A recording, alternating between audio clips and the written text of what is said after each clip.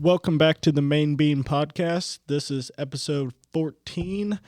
I'm going to be one of your hosts, Landon. Brady Stockman. Spencer Mertens. Adam Weaver.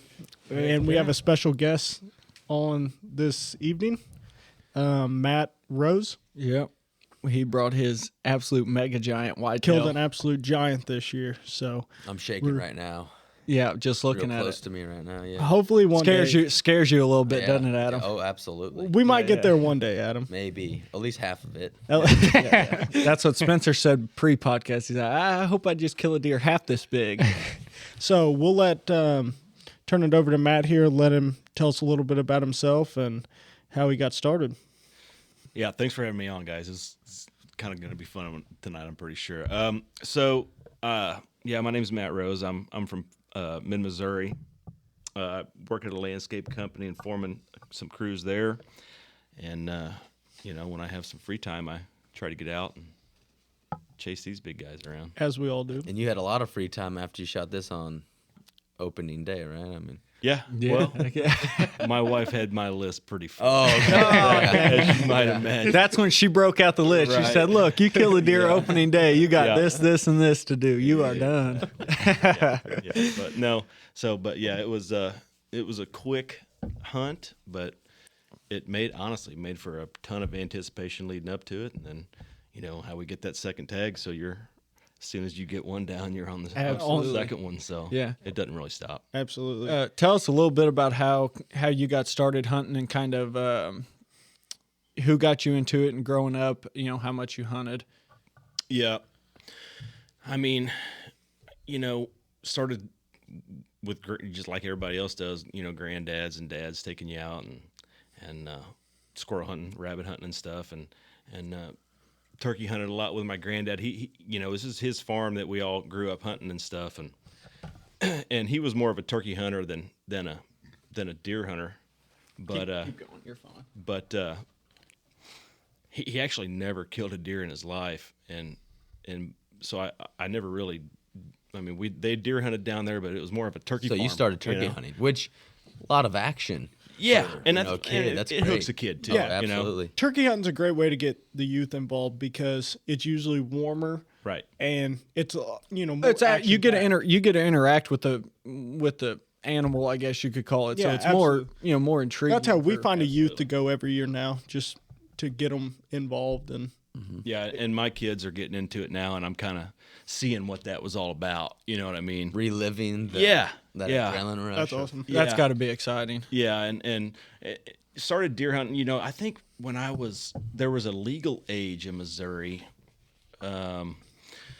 Oh man, I want to say it was 11. You couldn't hunt until you were 11. Now, Oh, really? Now yeah, it's 6. Now it's Yeah, 6. I think you're right. Yeah. It was 11 because and you had to have a hunter safety course first, which now it's if you go with a apprentice. Yeah. Right. Well, no, if you go with someone, you doesn't have to. The apprentice is more for an adult onset hunter. That's Yeah. right. That's right. Yeah. And this is like the youth tags. If you go with someone who has a hunter safety education or a parent who has that course, you can start as early as 6 now.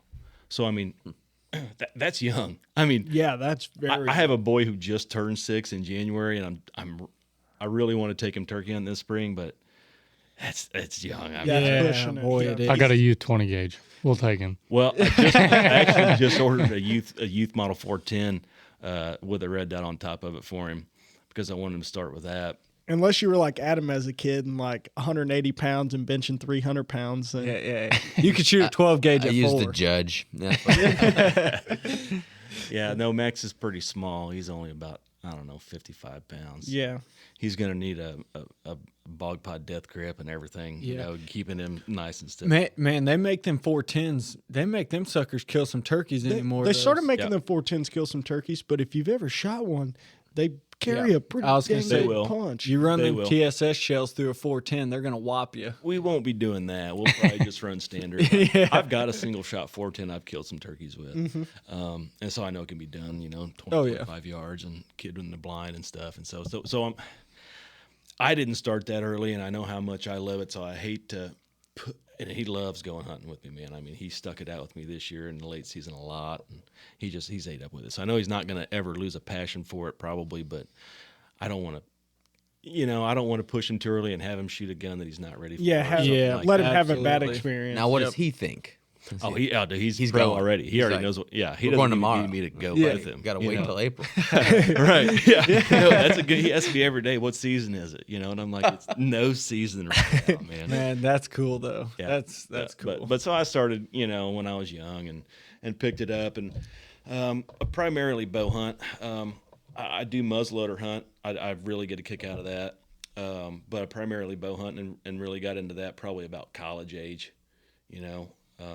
and then got off of it and got on the girls for a few years and then got Don't we all? We've Yeah. been there. and then got back into it and never. I don't want to never cut you off, but I'm not a fan of muzzleloader hunting. Yeah, you got to have a good muzzleloader from what I hear. Malfunction. It's a long story, but I understand. No hard feelings. I've had it happen to me too, man. That's part of what. You just hope it happens on a doe. Right.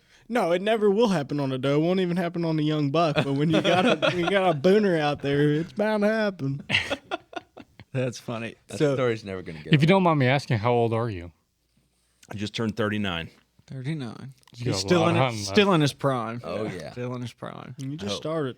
Yeah, I just started and I've got a couple kids coming up in it, and my wife's getting into it and stuff. So Oh, that's pretty awesome. yeah, we all killed bucks this year. So my kids didn't. Obviously, they weren't hunting, but I think pretty much every family member and guest had or even had opportunities at deer. So we were at least 5 for 6 on kills this year, and Dad killed 2. I killed 2. So we killed a bunch of deer this year. We Damn. Oh, that's good to hear. Yeah, that's taxidermy bill sounds high. Yeah. Not a bad cheap thing, deer. though. That's a good problem. Yeah, absolutely. And so we met Matt this weekend at the Iowa Deer Classic. We were me, Spencer, and Landon were up there, and Spencer's girlfriend, Kenzie, was with us, and we were doing some walking around looking at deer and met Matt up there. And, man, the Iowa Deer Classic, if nobody's been, that's something to see, dude. Next year I'll be there. What a wild place if you like whitetails. Makes me feel bad about the things I shoot. Dude, I mean, it is nuts when you go up there and look at the sheds and the deer that people, bring in there. Now, Matt's deer would fit in. Oh, Matt's deer would fit in very well up there. I saw plenty up there that were much, much bigger than him. I mean, Yeah. what we were There talking. was plenty of them that were much smaller than him, too. That's true. Most of them killed by youth, but yeah. I guess that's true. It's funny. We were talking pre-podcast. The funniest thing up there we look at every year is they have the big scoring. They bring people in. Everyone scores the deer. They hang them up, give them ribbons and stuff. And the funniest thing to look at is the youth wall. And so they have a youth typical, a youth non-typical, and a couple different categories. And it's funny, every year there's 5 or 6 deer on there of the youth typical and the youth non-typical that are like net like 190s, 195, 200 196. And it's just wild to walk around and see them deer up there. I was just flat impressed with this sheer number of just giant deer. I mean, let's just call it 180 plus bucks up there. Yeah. There were probably 75, 180 bucks up there. Yeah. I'm absolutely. I would venture to say, you're looking at 80 to 100 deer over 180, and I'm gonna say in total on Sunday when they're done scoring, there's probably 200 to 300 deer over 160, 170 hanging on the walls. And those there. are just the ones that guys are bringing in. Yep. I mean, it's probably a fraction, maybe Yes. 5%, 10%. I mean, Yeah. I don't know, but it's definitely a fraction of what actually the gets top killed. end. The top end is probably well represented, but for the most part, those 175, 85, 90-inch deer up there, come on. The sheds, Unreal. Insane. they have a shed scoring table up there too. So they, first place non-typical, first through third typical, non-typical, and it's wild just to even look at the sheds people bring in because one guy actually we were sitting there looking at them. It was a 200-incher, and they brought the sheds in, and the deer was still alive, and the dude had trail cam pictures of it. I was sitting there walking looking through at the it. line, and the guy was like, I got trail cam pictures of that I got deer. pictures of that deer. Oh, man. And I'm like, yeah, well, your neighbor must have found the sheds because they're laying on the table. Yeah, so we were literally standing there, and he calls the dude, and he's like, the sheds to this deer are up here. He's like, I'm looking at him. I'm looking at him. So I guess the guy's neighbor had found him. Yeah, he was showing us. I mean, me and Lena were sitting there kind of looking over his shoulder, and we asked him, we're like, damn, you actually got pictures of it? He's like, yeah, swear I got pictures of it. And he was swiping through. And I mean, it was no denying. It was 100% that deer. Wow. Yeah, it was funny. That is funny. Well, that's a risky run, I guess. You know? Yeah. Yeah, but You have that That's many it. giant bucks running around yeah, up there. yep. But It's insane up there. But there was one shed that I wish I could have took a picture of it, and you might have seen it. It looked like a piece of driftwood. yeah. We did see it. I'm not kidding We you, all but started laughing. We said, "Who brought driftwood in?" it was like the craziest shed you've ever saw. I mean, it had a pedicle to it, and so obviously it was a deer. It was a deer shed, but it was the funkiest looking. I'm sure I You saw saw it. it? It was you like know, all it's the way on the almost right, like- wasn't it? Yeah, It's almost like sensory overload up there when you see all those giants. Like absolutely. It's so easy to look past an 85-inch shed because there's a dozen other 100-inch sheds sitting next to it. Yeah. Like, oh, I'm not, what's that one? You know. So I'm sure I saw it, but it is. Well, they have that Wall of Fame display Yes. too. which Yeah, is- they have that the great Nor- the the- Great American Yeah, shed. the North American Shed Show or whatever. yeah, it is. shed collection up there, and it's every shed up there's 120 inches. 86-inch Yeah. 4-point size. It's You're like, insane. It's something to see. Was that your first time ever going? to the Iowa one, yeah. Oh yeah, Oh man, it's my so first cool time up there. too. it's a lot of fun up there. Yeah. It's a good time. Yeah, I'll be back. Yeah, no, we had a sure. good time. We kind of wheeled and dealed with some people, walked around and looked at everything, and then Saturday night we went out and had drinks with Chris and Caitlin and a couple other people, and all the working class guys were there. So man, it was we were at Ricochet's. What a hoot Yeah, that place was. yeah. All the Closed it down. yeah, the McBees showed up, and Caitlin Moss and Chris. Yeah, the bar B shuts and down around here about 1, but up there you can go to 3. three. So Yeah, it was a long night. That explains why you guys got shed hunting on Sunday a little later than. yeah. That's because they were sleeping on the floor of my hotel room. Absolutely. Yeah. We were supposed to drive an hour south to Alan's house, and it was like 2:30 in the morning. And Caitlin and Chris were like, "Man, I think we're gonna head out." And we were like, "Yeah, well, we'll head out too." And I told Spencer, I said, "I'm not driving an hour south." I said, "I'm sleeping on your hotel Spencer floor." has one bed in his hotel room, and he's with his girlfriend. So me and Brady each sleep on each side of the bed. I lay down like a shower towel in like the thinnest bed sheet. He rips off his bed and gives it to me. I'm laying on.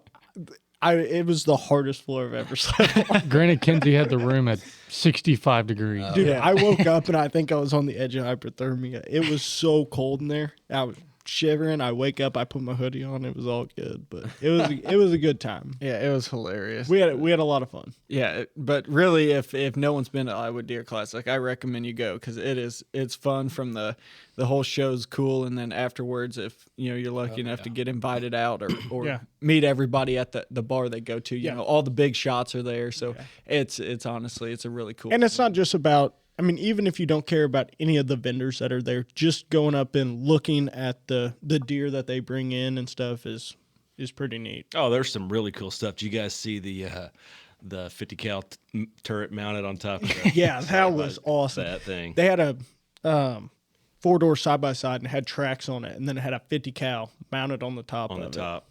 it. Yeah. Picture, I'll show you. What, for like hog hunting or something? Yeah. Like, oh my Yeah. gosh. If I had your money, Adam, I probably would have walked away with it. What do they want? Like, just I don't know. We just didn't a even gun? ask. I didn't even ask. It was above Zoom in my on that thing. Oh my. it was above my pay grade, but it was cool. Yeah, It was awesome. if that's a real Browning on top of that, they got a fortune invested. Oh, in that thing. absolutely. I mean, the gun on top of that's. I won't even throw a number because I don't know, but several thousand I feel bucks. Like you could trade that for a whole house. Honestly, like that is. Would you trade your house for that, Adam? I mean, you could almost live in it. It's big enough. I could move. You into a probably trailer. couldn't, but I could move. Into a trailer. Yeah. Yeah. Right. Yeah. We better get Addie on the phone. yeah. Yeah. Yeah. Hopefully she's not listening. You know. No, but the real reason we're here tonight is Matt's got an absolute mega giant whitetail, and he came in to tell us a story. And so I posted on a couple Facebook groups just looking for some of them big whitetails out there to hear the stories of them. And Matt reached out, and It worked out perfect. Yeah, 'cause it he was worked out close. perfect. I mean, Yeah, because he was close, and he brought the deer, the skull cap in with us, so we got to look at it. And man, he's got everything. Except for the drop time, right? Yeah, he's Yeah. got everything but the Prop drop up with time. that. That's It would it. help it, He should have gave him one more year. He may have had one. As long as we've been hunting, and maybe you can vouch for this, I've never had a deer or been able to hunt a deer, had pictures even of a deer that has had a drop time. Yeah, we've had several. Have you really? Yeah, That's yeah. pretty awesome. We've killed several with drops, and we killed one with double drops. Wow. We were on one last year that had. Well, actually, he had double drops. He broke one off, and then he ended up poking one of his eyes out, and I'm assuming dying. We never found him. He never showed Wow. back up there. Yeah, it's very random. It's but farm depending. I yes, feel like I it's think it's a very genetic- area specific, and Yeah. if your area has it, it has it. And if it doesn't, it Yeah. doesn't. And man, Yeah. it's just. I mean, we've had some giant deer. I mean, we've had Yeah. we've You had found a 200 incher though. I mean, We've had some- times at all. yeah, It we've was- had some 200-inch deer. We've never had one with a drop. And I've never had a 200-inch deer on camera. So I mean, Really? you know what I mean? Yeah. So Very. I mean, we've had one year we had like 3 bucks on spread across 2 farms that were a half-mile apart that all had drop times. One of them had 3. He had one on 2 sides, one on was one side, crazy. 2 on the other. How long are the drops? Just like little drops, or are they pretty? They're normally pretty small. I would say the biggest one was that one last year that got his eye poked out. He probably had about a 7-8 inch drop. Dang, that's Yeah, cool. big one, big heavy deer. That's a Cole's deer. Oh, well, Cole's you deer should- looked if like you would've Kimbo. Yeah, it was Cole's deer. I mean, what? It had drop time was flies. Oh, I saw. 10 Yeah, I Yes. saw. inches. It had I a- watched the video. It had a drop times are- flyer off the back of it, man, and that flyer off the Yeah. back of it was 10 inches and just straight off dagger. And just- so wild. I don't even know, 3.5 inches around, probably. It was. The drop Yeah. time was bigger than his twos, yeah. like long. Yeah, It was crazy. So you're right. Yeah. You are missing the drop time, but the rest of the deer's pretty good. I yeah. guess. It'll work. I'll take it. Yeah. So, no, we'll go ahead and let Matt get into his story, but it's the way it sounds pre-podcast. He had several years of history with it, so it sounds like it's going to be one hell of a story. So we'll go ahead and let him kind of get into it and take us through the whole story of what. Before we start, what'd you name the deer? Well, I called him Slingshot. I named him. It would have been 2022. This G2, the fork was much bigger, and it looked like a big slingshot coming out over here. So we called him Slingshot, and so that's what we referred to him as. We, as a 3-year-old, we didn't name him or nothing. But I always say every year on opening day, I'm like, how many big deer do you think are like someone's killed already? And we're always like, oh, I don't know. Like, Yeah. I'm sure someone's killed a deer. But now I officially know that, it can So happen. one- For 2023. Yeah. This had to be the number one buck killed in the very first week of I mean, season. I would have Maybe. to say. if you're like us, you like battle it out to the last day and then you scrounge a deer out. Yeah. I usually am that guy. Yeah. But Or you only have 2 days to hunt him. Yeah, like Spencer. Yeah, that's funny. Then he's or you gone. get an opportunity and you blow it. That would be us. Different state. Yeah. So Slingshot was Yeah. the name. Yeah. Originally picked him up as a 3-year-old deer. Actually, a farm that I lease that's about a half a mile north of where I killed him. He was coming up there it was late summer, probably August or so of that year, and he had his right brow was really tall and already had the split on it. And he was just an 8-point frame, probably like a 130 kind of buck. But you could tell he's just a 3-year-old deer, super spindly, bunch of other big deer to hunt that year, and just didn't really pay attention to him. Saw him one night that year, a little bit closer to the start of the season. That the farm was in beans, so I've got a spot. There's about 90 acres of beans on this farm, and you can go kind of to one spot on it and look over about 60 acres of it. So I'll take my spot and scope, and I'll sit up there of an evening in the summer and watch the beans and kind of try to get a little bit different inventory of what the cameras are telling me or whatever. It's just fun to watch deer too. Oh, absolutely, yeah. And saw him one night that summer. Knew it was him because he had that split brow and real tall and spindly 8, but didn't get any more pictures of him. The guys across the creek got a couple pictures of him, like maybe early October time frame, and then he was gone. either that or we didn't recognize him or pay attention to him in photos that year just because he wasn't a target deer. No sheds. So no big deal. With his 4-year-old year would have been 22.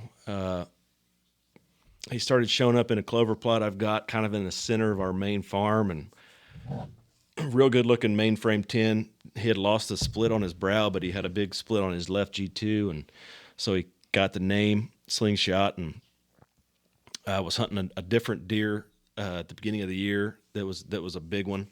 So I didn't pay, I wasn't going to hunt him. I thought he was only 4. So I didn't, obviously you want to kind of, push him to that maturity. he had the genetics to live. Yep. So I wasn't really planning on hunting him. I was hoping my dad would kill him that year because, I was 155-inch deer. I mean, it would have been great for Dad to get him or whatever. And the big deer got killed at the end of September. And there was another big deer on the home farm that was a mid-60s clean 10. And I got him killed October 19th of that year. But so I decided not to hunt Slingshot, and he was pretty well off the radar at that point. He was kind of random on the farm, and I don't mean to cut you off. Are you running cell cams? Yeah, I run both. I mean, both. I've got I think 11 cell cams and 20, 25 regular cameras that I'll just put on different farms. Yeah. So you're getting updates of when he's kind of around. Right. Yep. Yeah, I got a pretty good idea. Yep. And so he's gone October, I'm tagged out or whatever. Dad's hunting, not seeing him. We're still trying to kill him for Dad. I've kind of made my mind up. I'm not going to hunt him, even if he does show back up. But the last picture I got of him last year would have been November 6th. And he was running up the south end of our property on a logging road and looked like he was dogging a doe. So at least I knew he was still alive going into rifle season. And he was up close to where my dad does the majority of his rifles hunting. So I was like, well, maybe Dad will get him, maybe he won't, whatever. And so he's gone. No more pictures, no more no sheds, nothing. Did anybody find sheds, like your neighbors or anybody? I'm not sure. I don't think so. I know the guys across the creek, the Bama boys, didn't find any. Neighbors to the south could have. I doubt it. I think I have a pretty good idea where the deer was living. There's an 80-acre piece kind of to the southwest of us that's all timber, and I have that's where he was heading when I got that last picture of him in November in 22.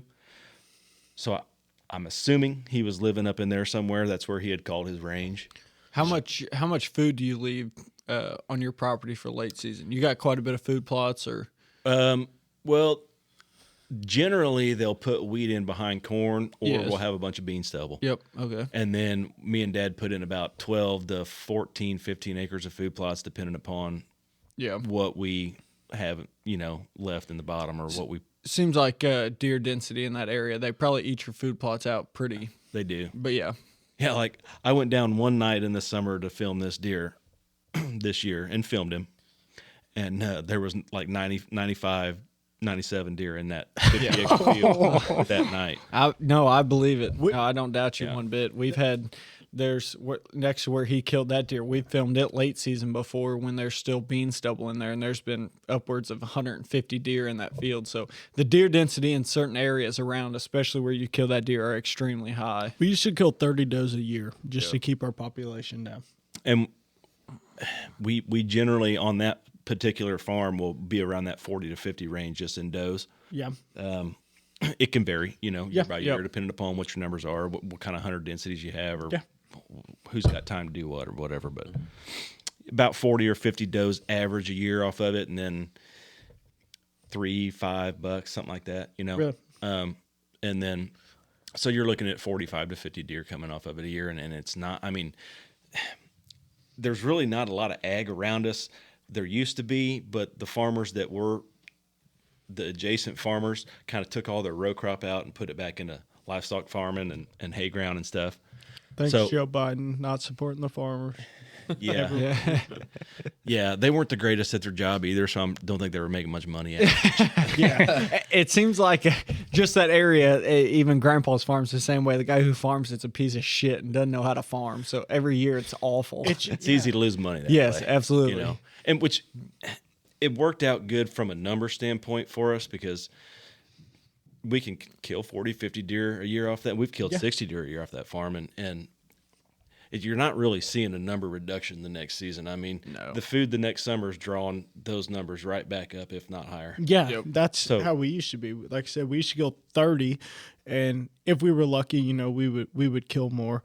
But it was nice because, and I'm sure you guys do it too. They used to have something, and they still do, where you could donate to the needy. Share the harvest. Yeah. Yep. Or there's a lot of old men out there that I have a few people that just don't get out and hunt much and stuff anymore, and a lot of them, I would get a text going in the evenings and say, "Hey, you want a deer? Yeah, like, who wants a deer?" And so it would give me an idea of, 6 people want deer tonight. Well, I'm good to, that way I knew how many I could shoot You for can go them. out and take care of Yeah, it. Right. but back then you were able to.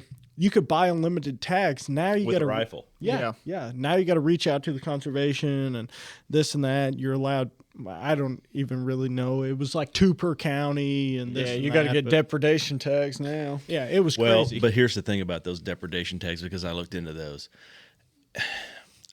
I'm so on the fence because I understand that farmers got to make a living too. Yep. I mean, I get it, Yep. But the problem is the way that it was explained to me firsthand is you get to name 5 shooters. So 1, 2, 3, 4, 5 of us get to go out. We're good. Yeah, we got them covered. But it's outside of season for the most part, usually in the summertime, and no one can claim that meat unless it's an uninterested third party. So if all 5 of us go out and shoot deer, somebody else Gets has to be the one who comes and take care of it. They have to take the meat, and good luck. Yeah. I mean, Yeah. so otherwise, you just got to take them off the ditch and leave them laying. I'm not a Yeah, no. I'm not a fan of I that. didn't know anything I about can't that. bring. Yeah. Yep. So that's the way it was explained to me from my local CA, and it just turned me off on the whole deal. Like, Yeah, I'm not about that. There was next to our family farm down south. Yeah. There was a farmer that shot like 40 deer. Just let them lay. And honestly, the conservation is probably not going to do anything about that because No, they called them or they like contacted them about it and said they were all good to do it. yeah. Wow. And they just laid out in the field and rotted. And I hate That that. I sucks. mean, Yeah, that so does I can't. suck. We can do our management in the fall and in the winter and achieve the same results because if we go kill those 50 deer in the summer, those 50 deer are going to move right back in next summer. Yep, So absolutely. if we can go do that in the fall and the winter and utilize that resource somewhere else, and we know people are going to take it and use it, and it's not going to get wasted, I mean, that's what we're about. Yeah, I mean, like after it happened, the population was low, but like, I mean, that was like 10 years ago. Yeah. So it shot back up within that time. We got our farm in 13, I think is what it was. And there's a bunch of deer on it. Right. Yeah. But anyway, not to sidetrack her, I know we No, that's fine. You were saying that sneaky slingshot deer escaped to 80 acres, and that's where you thought he was ranging. I think so. I don't know for 22, fall of 22. Right. Okay. Right. And I actually approached that guy. So I'll never forget it. I do a lot of irrigation work, and I was turning on an irrigation system, and I was talking to my dad and about this deer, like if he could still be alive, And this was probably about March or April last year when I've been turning on irrigation. And he's like, "Man, you ought to talk to so and so." And I'm like, that's probably a pretty good idea. And I call the old guy, and he's like an 85-year-old guy, and I talk to him. And I'm like, "Hey, would you be interested? I own we own the land next to you.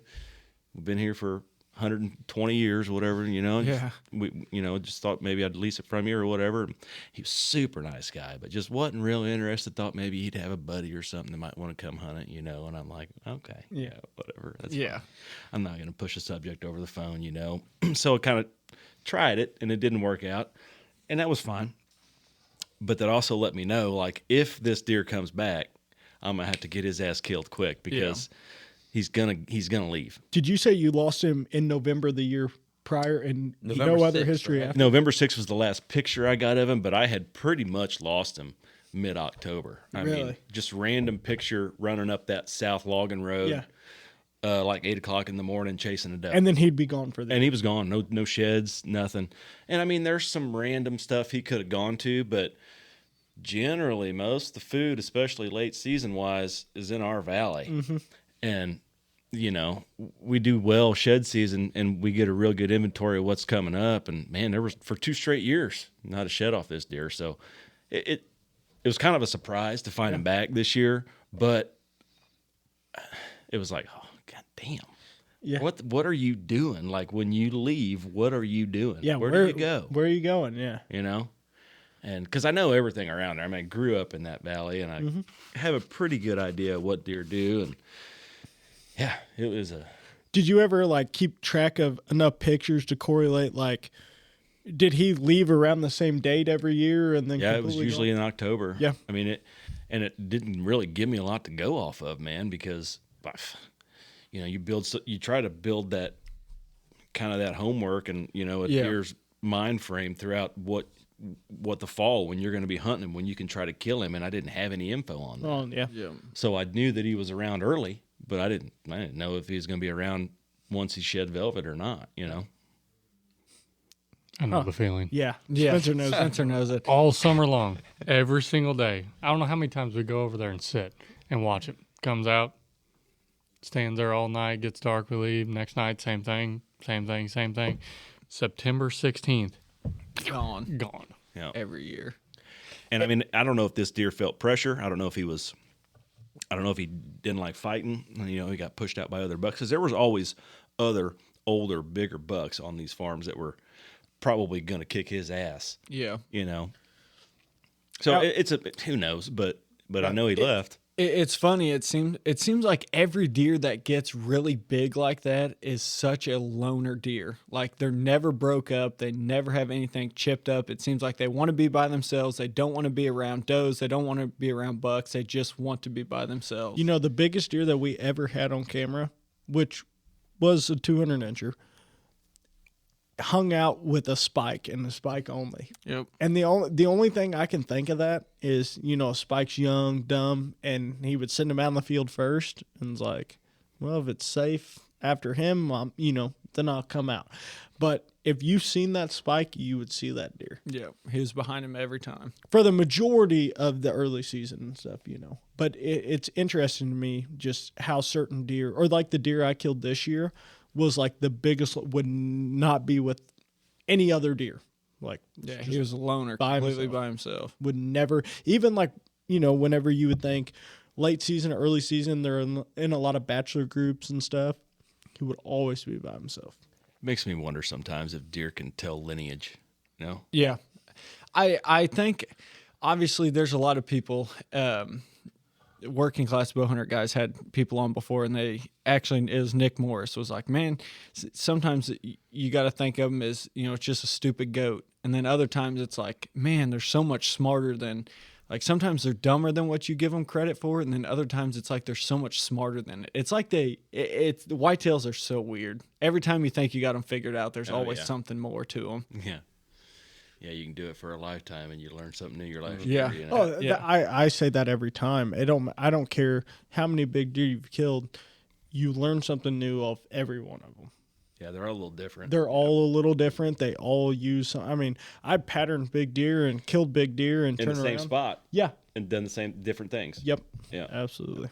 Yeah. So this deer's leaving every year in October, November. So you know you have to kill him early if you're gonna have a shot at him. And you said, what day did you get a velvet picture of him in 23?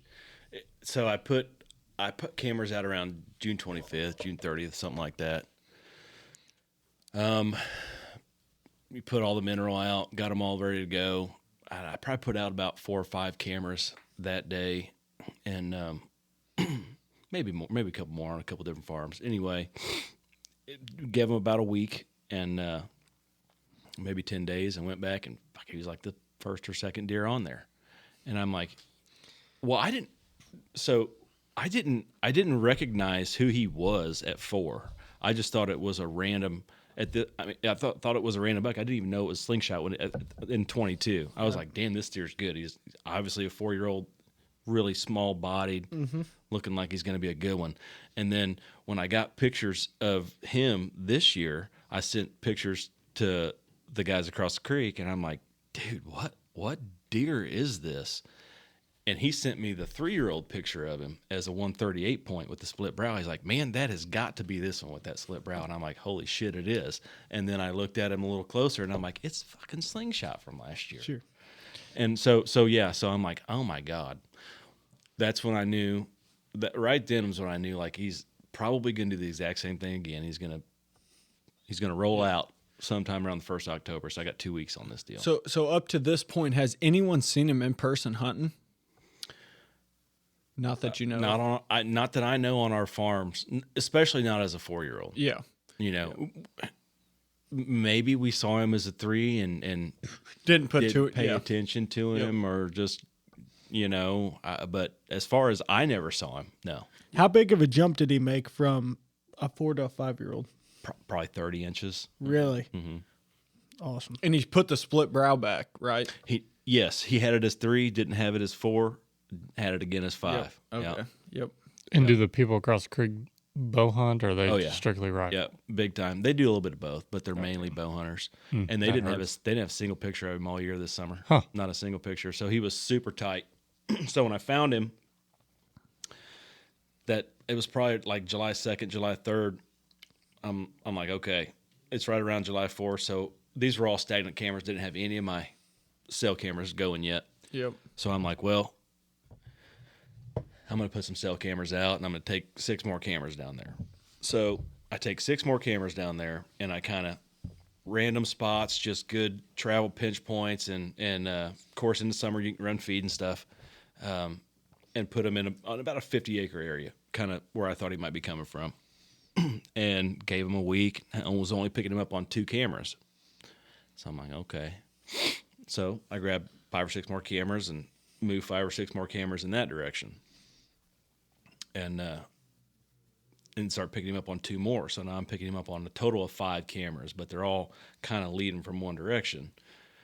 So I leave all the other cameras up just in case he starts kind of flexing out, you know, as he's getting later in summer or whatever, keeping tabs on him. But at this point, I've got 12, 13 cameras in about 70 acres on this deer, and I'm only picking him up on about a 25 or 30 acre area.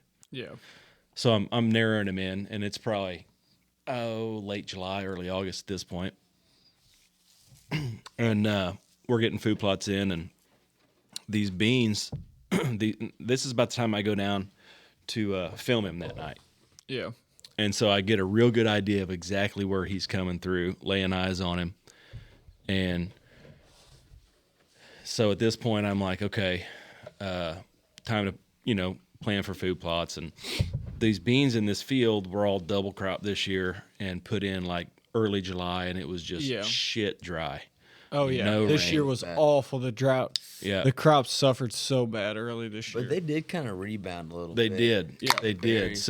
So these beans sat for about 2.5, 3 weeks with no rain, It was horrible. and the weeds grew up about When I planted. yeah. Yeah. The weeds grew up like 6, 8 inches before the beans even got a rain to sprout. Finally, the beans sprout, and they're 8, 10 inches behind the weeds. Yep. And late August comes around. Insurance guy goes down, looks at the beans. He's like, "Don't even worry about it." You know? And so I'm real good friends with our farmer. They live right across the road from me and Emily, and we hang out with them. They have kids our age all the time. And I'm like, "Hey man, there's this 2-acre piece there." I'm like, "I know they're not worth it to you, but if you don't give a shit, I'm gonna spray them out and keep the beans in there because they were decent. They just needed the competition killed out. I mean, there's 90 acres of them there, so I mean, whatever beans are there, we can divert some browse pressure off this one little Absolutely, spot. yeah. And so I go in there and spray them clean, and they're looking pretty good after a couple weeks. And then I go in we get rained out at work one day, so I go in and just hand spread seed while it's raining: turnips, radishes, fall mix. And I'd actually, before that, I'd take my tiller and made a lane all the way up through. And so there's a 10-acre bean field and a 2-acre bean field. I kill him on the north side of this 2-acre bean field, but there's a farm lane that runs between the two, and he's kind of coming from south to north up through here.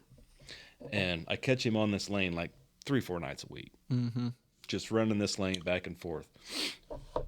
So I go in there and I put a scrape post. I just took my dad's got a sawmill down there, and he does a bunch of cedar stuff. Yeah. And so I went and got a 4x4 cedar post and a 2x4, and so it wouldn't smell like treated lumber, you know. Mm-hmm. And then I go right in the center of that bean field, and 35 yards in front of my stand, and I put this scrape post out. And I put a hemp rope on one side, and then I put a stick on the other side, like a oak stick or limb or whatever off the other side, and make 2 scrapes on the other side. Cell cams on it, and I just got this deer covered at this point, you know. Did you put any scent on them? Nope. No scent. One thing, I don't mean to cut you off. One thing we started using this year was Black Widow.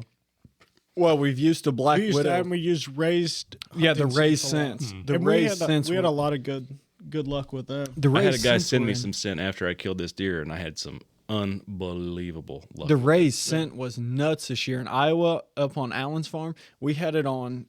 We just go to Orchlands or Buckeyes now and buy just the treated posts, put them in the ground, screw a limb to them, and I don't think they were treated posts. We just bought a regular. But yeah, the post, a whatever, regular yeah. fence post. Right. And put some. They call it. Was it the buck junkie? Yeah, I Put believe the that's buck it. junkie on it. It was insane the amount of deer that rubbed them posts. I just Yep. bought like a.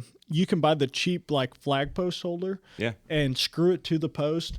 Go cut you a limb that'll fit inside of there. You know, run a screw through it and drape it over where they can scrape on it. But Right. I had a lot of bucks like actually rubbing on the whole the whole post. Yeah. So we put in one in that lower plot, and I went back not even 2 weeks later, and the entire tree that we had, put in that post had been completely snapped and just thrashed. Oh, really? The one with the rope on it? Yeah. Of course, my camera didn't pick up any of it, but The old covert. yeah, Junk. we won't talk about that. It was free, okay?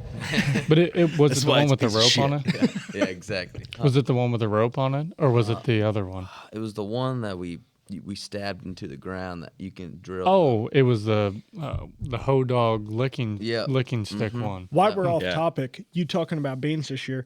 So Grandpa has a farm that's not too far from your all's. It's beautiful. And yeah, I like it a lot. But anyway, we put beans in this year. Didn't get rain. Well, the weatherman called for rain, so we put the beans in. Doesn't rain that the weatherman calls for. Yep. And then it didn't rain for like 6 weeks. Mm-hmm. And I was afraid that the beans just weren't going to turn out. Well, they started coming. We finally got rain, started coming up. And anyway, as they start coming up and stuff, start getting a little more rain, and they start. I was like, well, the beans are really going to pull through this year. Well, Grandpa's farm's more in like river bottom, and as the beans come up and they're looking really good, and I'm thinking, well, I mean, even as bad as it was early season, we're going to save them. We get like 8 inches, 9 inches of rain in 2 days, and the beans completely sit underwater. For like, yeah, the whole field's For like- underwater for a week. yeah, like a week straight, the beans are completely underwater. And I'm like, all right. We went from like not having any rain and thinking it was a drought. We weren't going to get anything. Beans start looking good. And now we're in a flood, and the beans were completely flooded out. But It's a crapshoot with it's road crazy. crops, man. Oh, Crazy. terrible. Yeah. But Go ahead. they saved a little bit of them. I mean, we were able to pick some of them, but majority of them, we lost. Yeah. But So And that's just part of it, man. But that's why you carry insurance. yeah, Yeah. And we don't actually we lease our farm out to a guy that farms it Farms for it, us. yeah. But yeah, he fights it every year between that and deer damage. I mean, it's just Yeah. it's tough to grow beans down there. I mean, Yeah. he hasn't been able to grow a bean crop in a couple years. He has to grow corn mostly. Is your farm better with beans or corn? Do you see a difference or no? Honestly, it's for early season. It's better with beans. For sure. We haven't put corn in Grandpa's farm for 10 10 years. years. We should put beans every year, so Yeah. we haven't really. I with think. corn, it's really good late season because they double crop it with wheat. Yep. Oh yeah. And yeah. then, you got a 90-acre food plot down there on top of what you've Mm-hmm. already got. So Yep. it can kind of hinder you as far as getting in tight on a deer. But, like, for getting the numbers, it just sucks. Yeah. man. sucks. So how many times did you see that deer in velvet early? I only went and filmed him. I only went one night and filmed One him. night. What'd you think when he came out in velvet? I'll have to show you guys the video. It's really cool. It's I was like, yeah, he's Yeah, when he comes out, I'm sure it was like, oh my, you know. yeah. I'll show you after the cast, so I don't lose Absolutely. focus here. Yep. But yeah. So I sent it to all my buddies, and they're like, "Oh my god, dude! Like, yeah, that's a giant." So I kind of just stayed away. I mean, I kind of let the cameras do the work. That's I'd have to look back. It's probably late July, early August at that point. So I kind of stayed. Just let the cameras do it at that point. I've refreshed the mineral sites a couple more times, and you know how minerals in Missouri are so funny because they hit them like crazy all summer, and then it seems like most of the time they just shut off of them. Like around the 1st of September. Yep. It's quick too. It's like boom, it's and like they're done. overnight. Yep. Like when those acorns fall, they're done with that mineral. Yep. And I don't know if it was a late acorn drop this year or what it was. If it's so hot and so dry, but man, they just kept hitting mineral the whole time. And this deer, so I had a bunch of cameras on him, and I was waiting because I needed to have a south wind to hunt him on the north side of this 2-acre little plot, this bean plot. So I'm like, okay, I'm going to wait till about 10 days to a week out where I can kind of gauge that forecast, what that wind's going to do. Because I didn't want to get a south wind set and a month before season and then come in and have to tear that son of a bitch down and move it across the field for a north wind a week before. So I'm like, this farm's so active. I should probably say this. This farm's so active with my dad and my brother. They're down there every single day. My brother's got like a firewood business and a mini log business and a mini farm and all kinds of hobby stuff down there. Yeah. And he's down there every day, and so is my dad. And I'm talking about normally you would want to stay out and low pressure, low intrusion, and it was the opposite. This deer was just used to him, man. All those deer down there were. And so I kind of used that to my advantage when I set the cameras on him and was moving around. And I never really, like when I'd take my Ranger down there or when I'd take my FJ down there and move cameras or check cameras, like I would never shut it off. Like I'd just keep it running. And I think the deer was pretty used to that type of activity. So, I just took basically my FJ right up to the tree and hung my stand that day, and we're getting there, aren't we? Yeah. and knew I was going to have a south wind, so hung the set or whatever, and it's funny because I took off. I took a vacation day. It was on a Friday. Open day was on a Friday this year, and I took a vacation day because about July once I found this deer. Yeah. Because I was like, if I have to adjust something or make sure all my gear's in line for Friday night, like I am not missing a beat.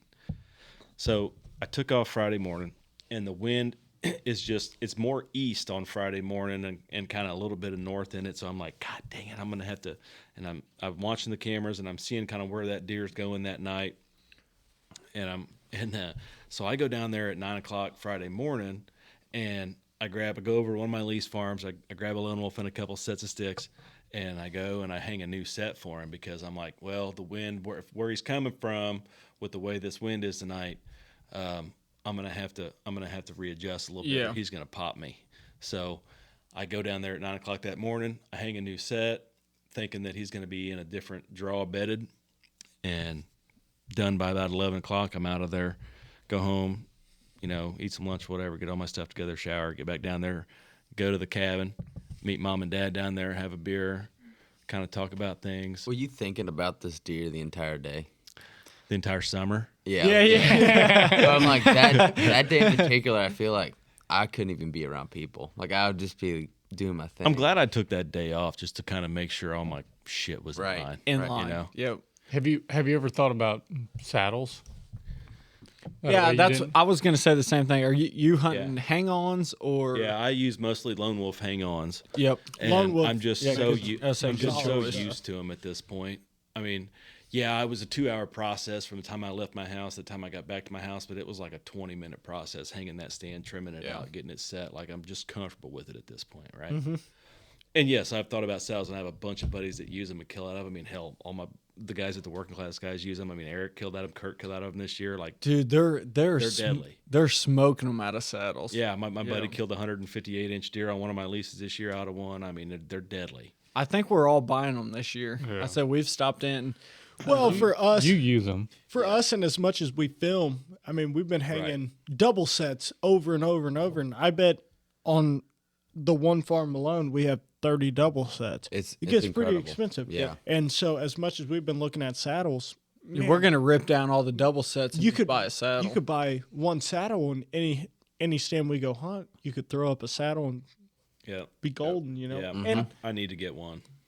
It's so worth Yeah, it. what kind of game changer? I do a lot of, I have private land spots, but I do a lot of public land hunting, and you that, I can't can see beat that at all. I mean, and nothing clings. There's no metal to it. yeah, you know, just it's- put your diaper on and walk in. Exactly. It looks a little ridiculous, I will admit, but I mean, you get close to those deer. Not and anymore because everybody on public land's wearing one. Everyone's wearing a diaper now. Yeah, better there than on your face.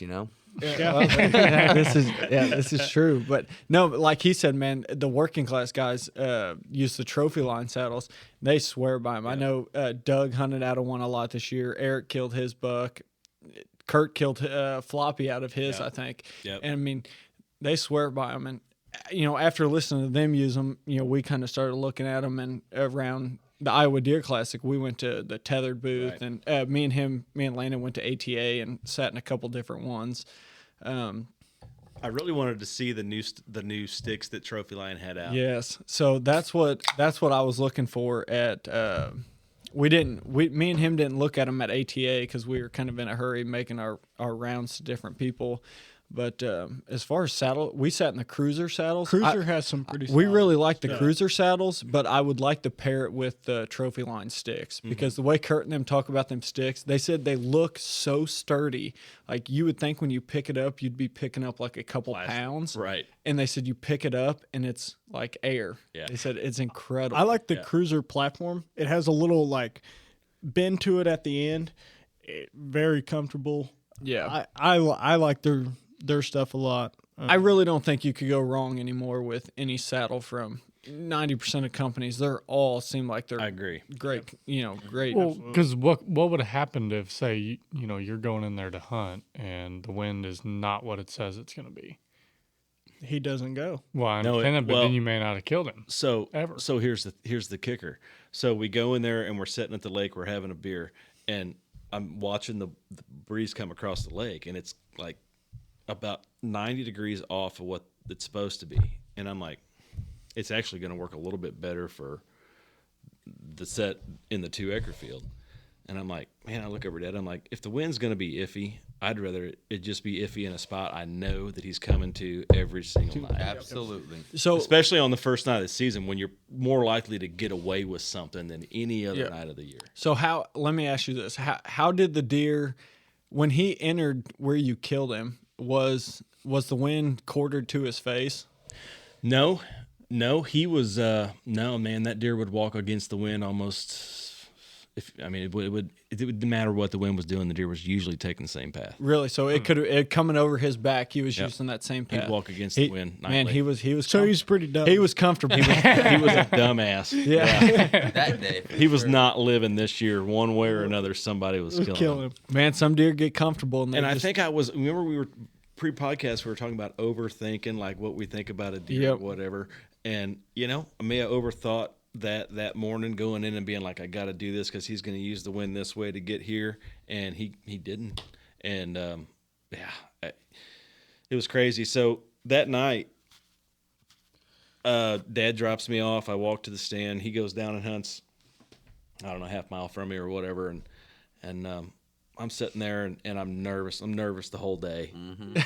That's what I was gonna ask. you just got that. You just got that feeling. You So know finally, it's coming. when I get there, I'm just, it hits me, and my hands are sweating, and I can't get my hands dry. And I text a picture of my hands to my wife, and I'm like, I cannot get my hands to quit sweating. I'm just fucking nervous. And she texts me back, and it says, "Get your shit together." And I'm like, oh my. I got it. Yeah.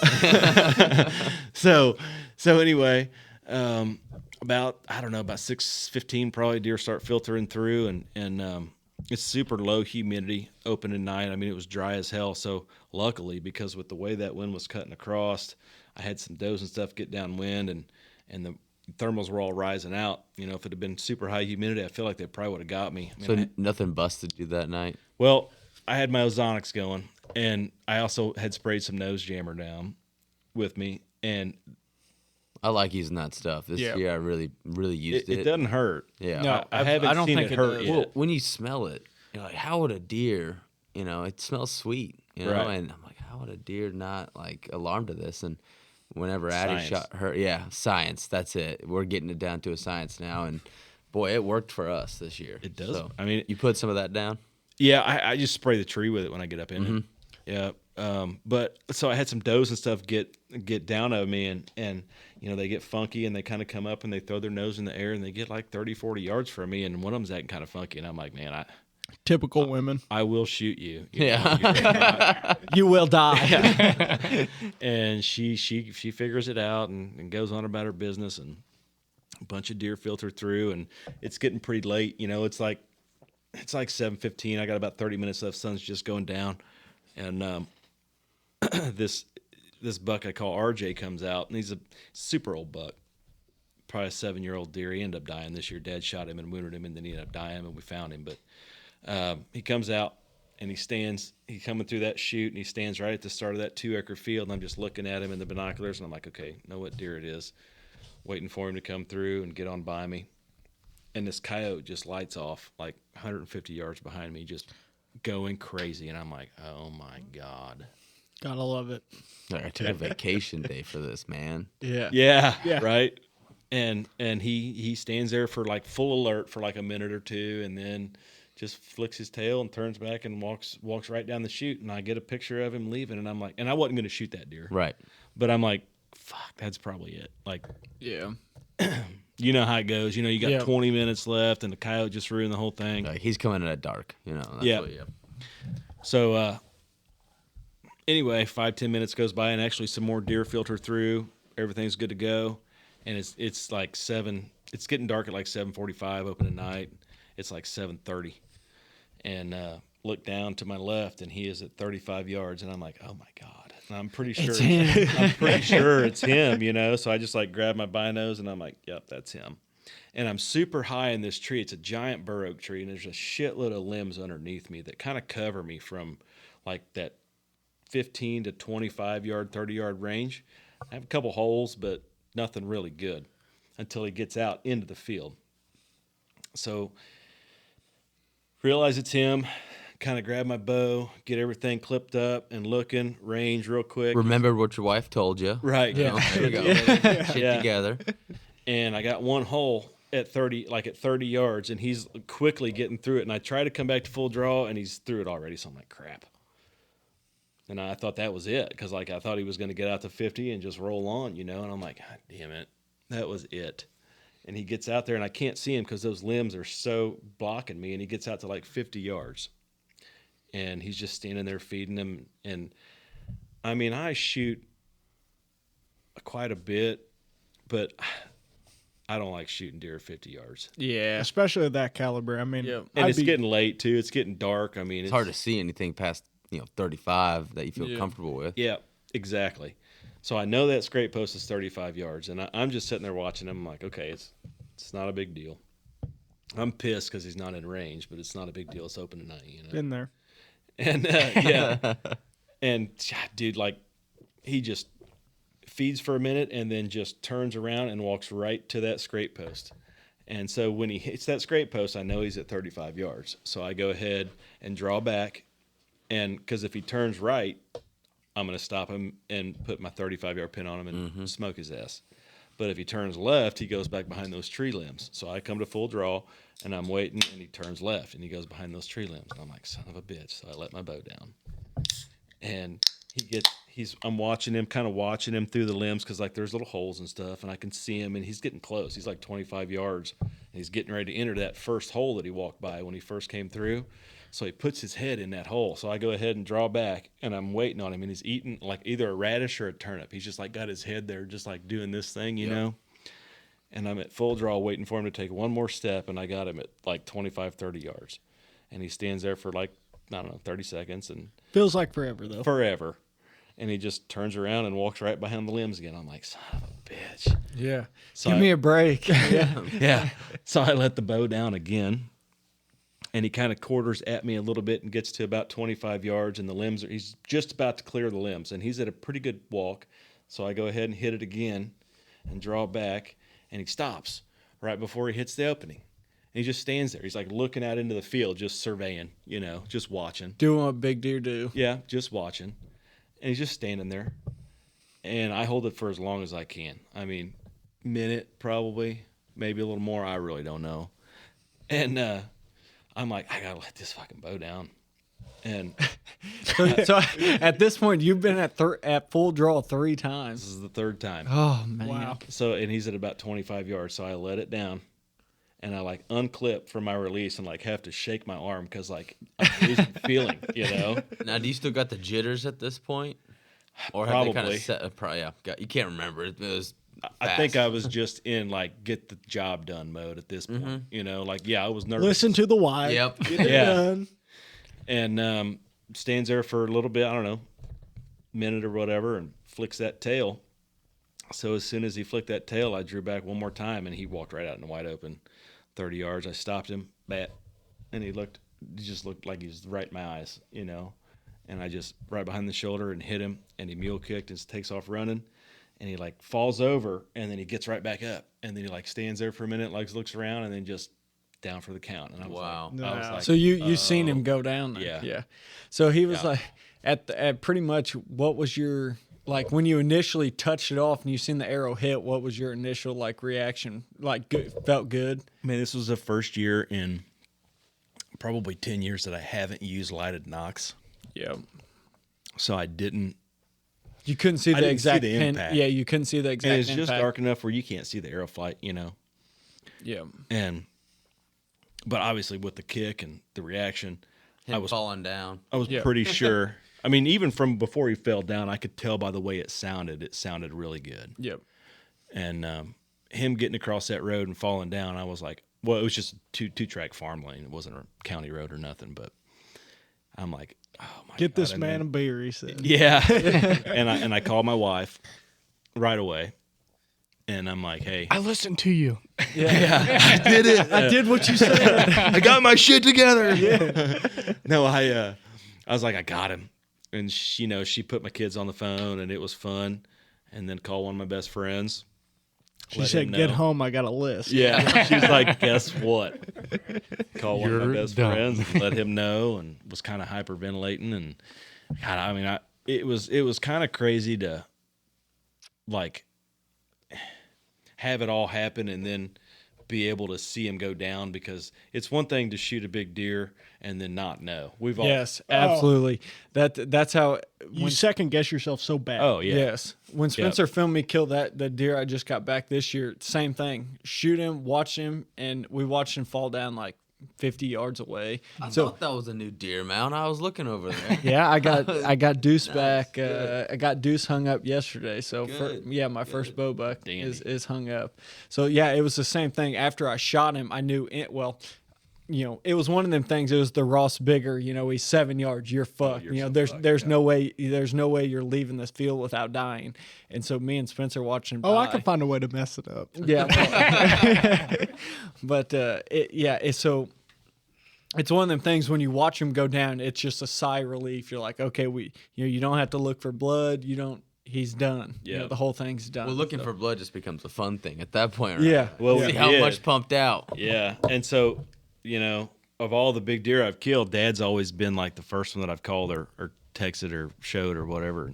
And he was actually hunting down the river that night. So after I'd made a couple calls and kind of gotten myself together a little bit, I could see his side-by-side come back up through there. So I was like, well, shit, I'm not going to call him at this point. I'll just kind of Surprise them. let him have his awesome. moment. And he pulls his side-by-side across the edge of the field. And it's only like 60 yards across this pinch. And he Like, turns- there's a dead deer out here? he turns it off, and I got my headlight and I'm getting all my crap together, and he's like, what are you doing? I'm like, oh, I'm getting all my stuff together. Did you get one? He's like, no. I'm like, oh, okay. You tell him, like, you can't park there. Yeah, I'm like, yeah, get out of my spot, man. You're stinking it up. But he's like, well, what the hell are you doing up there? I'm like, man, I'm trying to get all my shit together, I was like, drive over here. And then he drove over there. He's like, God, what are you doing? I'm ready to have a beer. And I'm like, well, hell, open a beer up then. And he was like, well, I was going to wait for you. And I'm like, oh, well, go out there and see if you can find any blood in front of your side-by-side. He was like, yeah, what? And I'm like, go see if you can see any blood out there. I just killed him. And he was like, no, you didn't. And I'm like, oh, I killed him, dude. Damn right. He's dead. And, yeah, so we followed the blood just because it was a crazy good blood trail. And it was fun. And How far did he go? I'd say he went about maybe 100 yards, maybe. Nice. What broadhead did you shoot? A swacker. Oh, yeah. Yeah. Heck. Love it. Yeah. I had some slick tricks in there that they had given me at the shoot last year, and I just hadn't shot them before I went out. So I'm like, I'm not gonna do it. Do it. I'm just gonna use what I'm comfortable with. You know. We shot G5s this year, and man, The mega did meats some- destroyed, freaking man. damage. Yeah, I've did. heard really good things about this. If you want to see what it does, just go watch the Deuce. Yeah, I was gonna say the Okay. video Deuce when I killed him, I was impressed whenever. And we didn't film Max's deer, but Max's deer was the same thing. Max's deer hit his deer, and I mean it was You like could see the blood from the tree. it was like a red carpet. Yeah. So if I could see myself switching to a broadhead like that, but man, I've had really good luck. Look with those so Swacker. far. Yeah. Yeah. Swackers do very well as Yeah. well. I found one lodged in the head of one of my deer. Are you serious? It's so crazy that people shoot deer in the head with bows. Which deer did you kill that had one in its head? That 9-pointer, the 160-inch 9-pointer, Had a broadhead in its head? right underneath right here. Really? Yeah. No kidding? Sort of. Cole, in Kansas, he's got one that he killed in out in Kansas, he hunts Milo a lot, and he shot one in the Milo one year. Didn't it deflect off Milo? Okay, Cole did it himself though. That's what I'm getting. He to. shoots Yeah. a deer, buries a freaking broadhead in its horn. Oh, really? Yes, like buries it in the back of its main beam, turns around and kills it like late December, and killed the deer. And so he's got it mounted, but his broadhead is still buried in the back of its main beam. So I don't. That's freaking crazy. It was a rage though, wasn't it? I don't know what it was. I know. Yeah, I don't remember what it was, but he's got the mount in his cabin. Yeah, the broadhead's in the back of its main beam. Huh. Do you still. see it? Oh Yeah, yeah, yeah. It's completely buried in The back. deer ran around for a little bit with the arrow still. Yeah, he tried to kill it in a Milo patch or something and nicked a stalk or however it went, and he buried it in the back of its main beam. So I don't know. On that deer, it fell out. Like, because I was like, what the heck? I picked it up. I'm like, what the heck? And it just fell out. And I should have picked it back up because that'd have been cool to have in the mount itself. Wait, so it was actually in there? Oh, it was just a broadhead. I don't know how the arrow didn't like break off or something. Like, it was like unscrewed. The arrow was nowhere there. It was just a broadhead. The arrow Really? must have just came loose. And Yeah, It the had. arrow, I mean, it had to have just like unscrewed itself. but it was Yeah. in there barely just enough that it fell out. Like I picked the head up and I looked over and I like kind of touched it and then it fell out. But you'd think that It's crazy sometimes, like the amount of deer that gets shot and like live or whatever. That deer over there, we called him Colton's deer. Colton shot him in the shoulder. Landon kills him the next year, digs the broadhead out of his his scapula, shoulder. straight in his shoulder blade. And Dad, But that's like it healed over. So yes, that broadhead was and stuck. it makes like a bone around it. And Dad did the same thing. Dad killed. One of the European mounts back there. Deer come in, old deer, shoots it.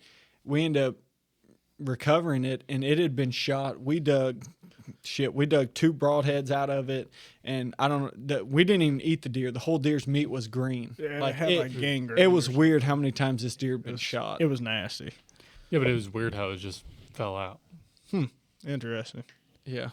And I wish I would have found it back, have it put in the mount Put it in. itself. But like, So does it was- have an indention in the back of its horn where it was? it hit right underneath the burr. So like, whenever, Oh, so it hit it in the actual head. yeah. But like, whenever it fell out, I could take it was recent.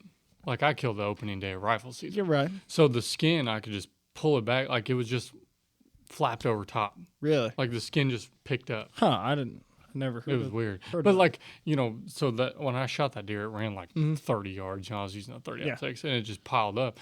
Why didn't the broadhead fall out then? I don't know. Why did I barely touch it and it just fell out? Interesting. Maybe the hair was keeping it or maybe the skin was keeping it in there. But like it was weird because it was like folded back forward, like it was a swacker. You know how they fold out. It was folded back in like it was, like the rubber band never popped on it. So back to your story though. We're getting off topic. Yeah, keep getting off topic here. It happens.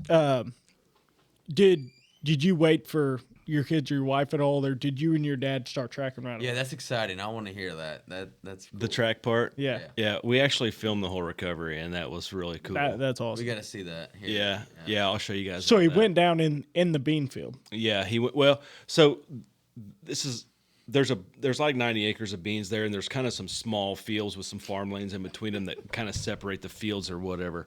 And he actually went down in the field just to the north of one I was hunting in, but it was only about 100 yards from where I was at.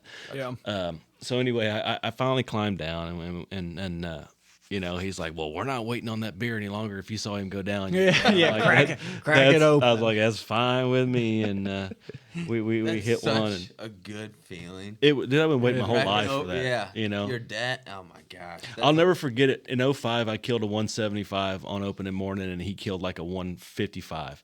And and within 5 minutes, I heard him shoot, and I called him and I said, "Did you just shoot?" He said, "I just shot a giant 10-pointer."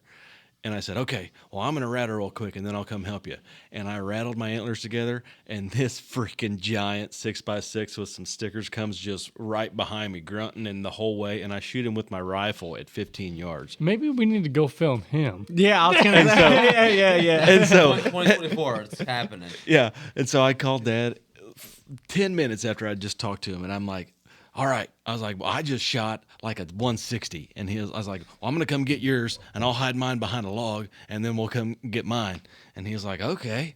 And I go up and I help him get his out, and I'm like, "Dude, that's a freaking stud." I was like, "But you're going to shit when you see it."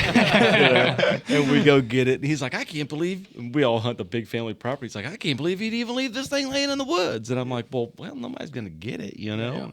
And but I'll never forget it because I wasn't even 21 yet. So I was like, "Dad, you got to go in the store and buy us a case of beer because Yeah. we're getting drunk." You, today," you know? buy a case of Busch Light, damn it. Yeah. So anyway, Here's we're the money. I'm like, the last time that I had him film a recovery, right when I find the deer, like visual the deer, he shut the damn video camera off.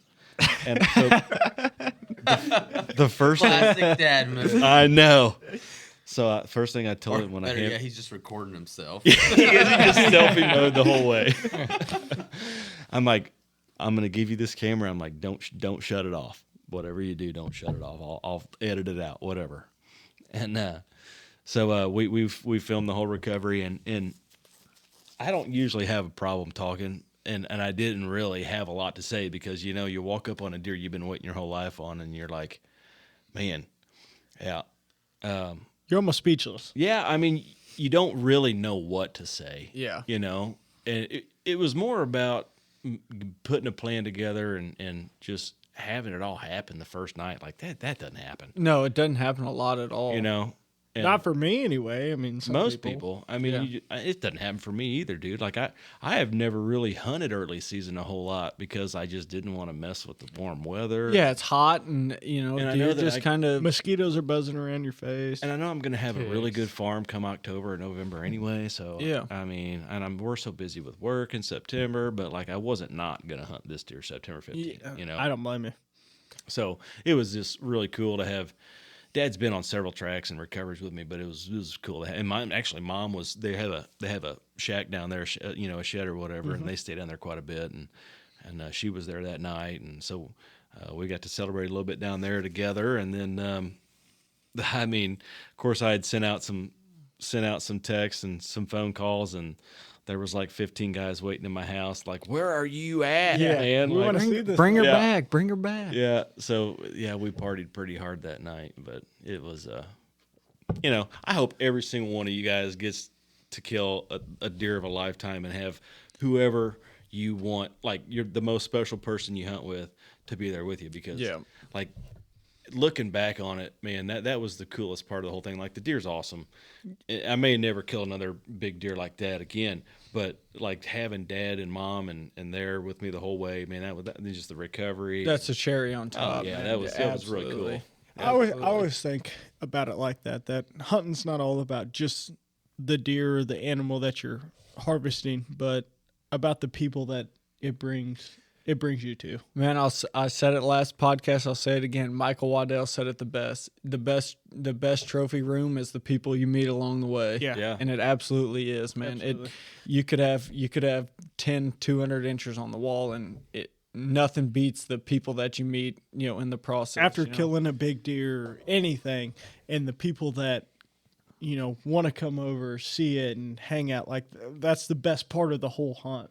I mean, Or calling your kids, that and was, being able to dude, I share that cried. with them. Yeah. I cried. Absolutely. Yeah.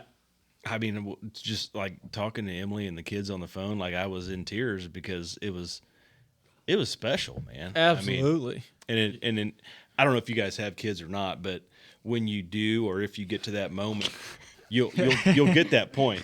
You'll get whether you're not. Adam, You're about to. Adam has about one to, very but soon. The rest of Oh us. man! Congratulations on even being here, dude. Dude, I'll have to You say, must not live far away. not far away. And my wife is She's awesome. She's very a saint. accommodating. She's Hey, awesome. I've said this for years, and it's kind of a saying that I live by now. So if you have a booner wife, you're gonna have a booner life, man. Hell yeah. And if you got I a like good that. wife, man, that's it's Amen. it's a big part of it, dude. I mean, you got to have it, even if it's just parents or anybody who supports you along your way. If you're a young hunter, man, I mean, just having that support system and being able to bounce ideas off guys like you, and Absolutely. having a good set of buddies that I have a couple different group texts now. I probably every day during hunting season, man, I've got 2 or 3 different group texts going off, like guys bouncing ideas off, and like, I mean, having a kind of a hunt camp vibe to the whole season. Yeah.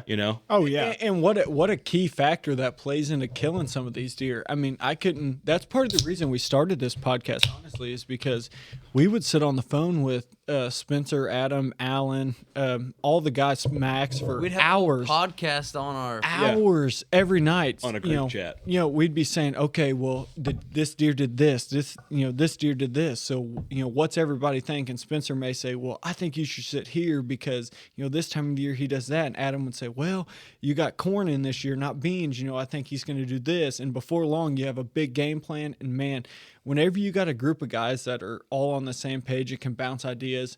Deer just die. I mean, that's and it kind of keeps you motivated to go too, Yes. right? Like if you go and so you don't even kill, you just have a good hunt, and Spencer's gone. And he's like, man, Yeah. shit last night, but he saw 4 shooters, like Yeah.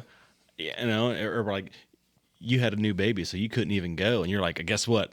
I'm fucking going tomorrow. Like this baby, you're momming it tomorrow. Yeah. Like, you know what I mean? Like Yeah. it does keep you kind of motivated too. It does. Right? Like you see your buddies going out and having success or having encounters, and you're sitting at the house. Adam, if you have a deer like that to chase this year, I'll come babysit. I will too, man. I I'll tell appreciate Taylor to come babysit. For me. Brady's like, I'll fill your tag. Shout out to Taylor. That's funny. No, dude, it is, man. Having a group of guys that's as motivated as you are is the best thing in whitetail hunting, because there's a lot of times you can get frustrated in the whitetail woods whether deer's not doing what you think it's doing, or you just not having the hunt you think you're going to hunt. Whenever you have a group of guys that surround you that really has the same ideas and the same motivation you has, it really keeps you going. It does. Yeah.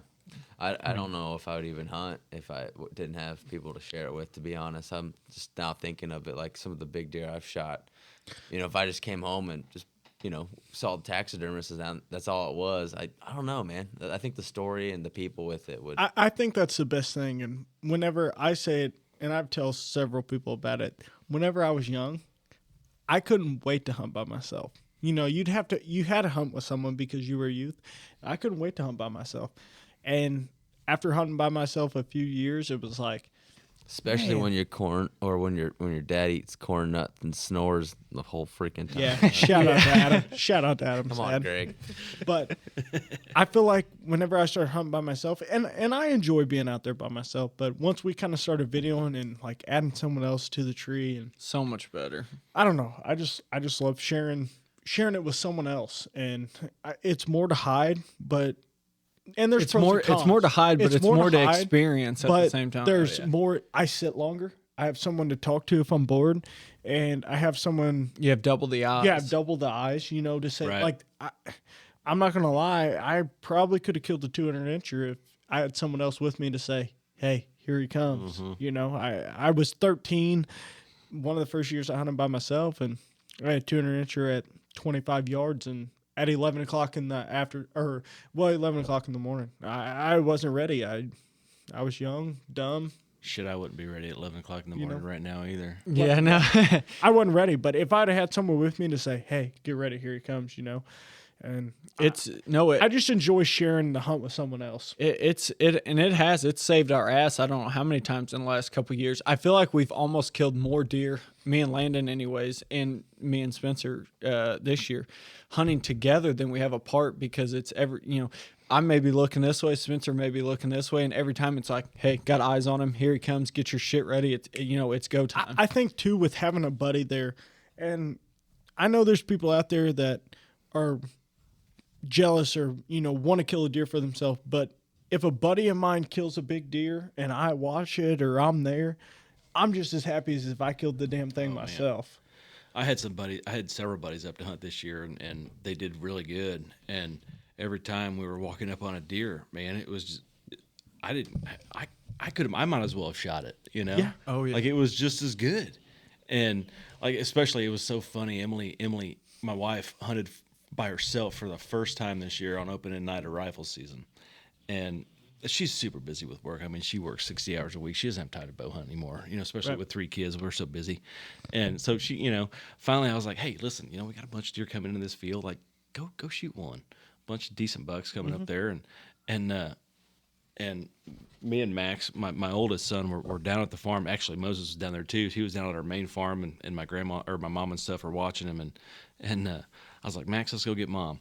And so we drive up to the main lease farm, and we're standing. We parked right outside the gate, and I get a picture of this deer coming into the field. And I'm like, oh shit, it's a pretty good one, And so I text him. I'm like, oh yeah, I should bust him, And we're standing there at the gate. She's like 90 yards from us in the tree stand, and we're watching this deer on cell camera walk out, and then all of a sudden, boom! And Max, I couldn't even hold him back, but I mean, he just took off running around that gate, and he's taking off running, and like, that's one of the things that I've really come to love over the last year and a half, taking him with me, is like seeing his excitement for it, and starting to build on that a little bit, and sharing it is something I need to get better at with my dad, because we've both become so accustomed to, hunting our own way and hunting a specific deer, and we don't film or anything. I used to self-film a lot and gets kind of got burned out with it, and so left it kind of in the back burner. But I need to get better at sitting with my dad, because I need to.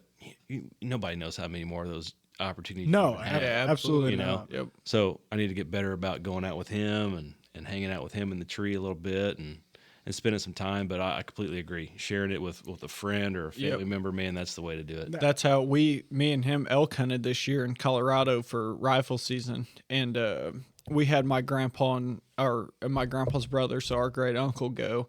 And they were, they're both older. Grandpa's in his both of them are in their 60s, I guess. Is Floyd 7? They're both in their 70s. Yeah, both in their 70s. That's right.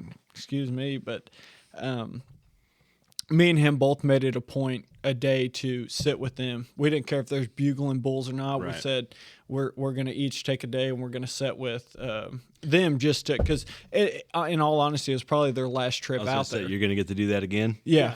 Right. We're not going to. And Grandpa had cancer. He can't walk, so we'd take him in the side by side. We'd drop him and my Uncle Floyd off somewhere, and one day Landon sat with him, and the one day I sat with him. I think we're the best days of the whole trip. Yeah, and it was. I laughed more than I had before, and we didn't see an elk the whole trip, but we saw. Well, I can't say the whole trip. The whole time I sat, the whole day we sat with them, but the amount of we saw tons of mule deer, a lot of ducks, everything. It was pretty special. And both of them sat there and cracked up, and I don't know. I really in the experience, it was worth sacrificing a day of hunting for me and him to experience that with them too, because they won't. I mean, I'm just being frank with it. They probably won't ever get to experience elk hunting in the mountains again at their age, and so it was neat. And I'm gonna bring up too.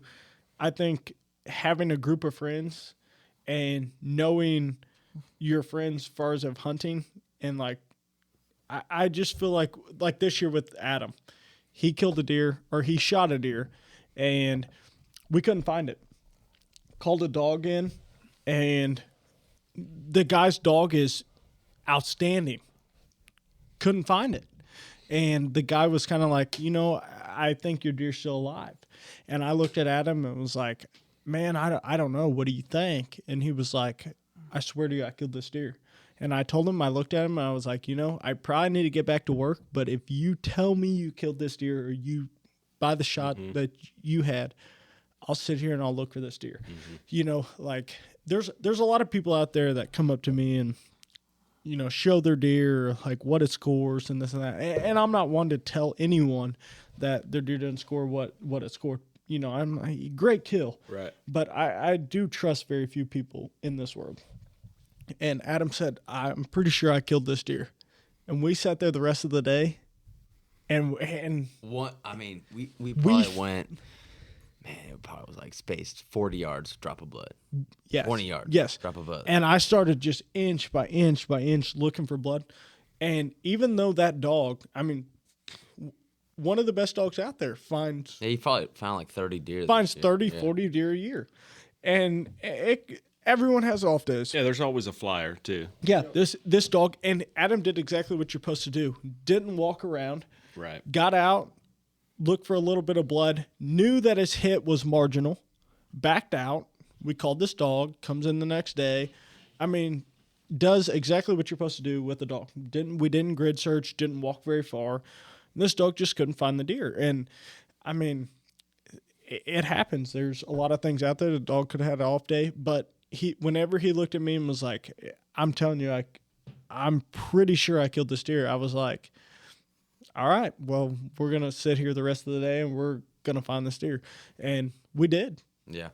But boy, we ended up he finding made the us deer. work for it, because he died in the.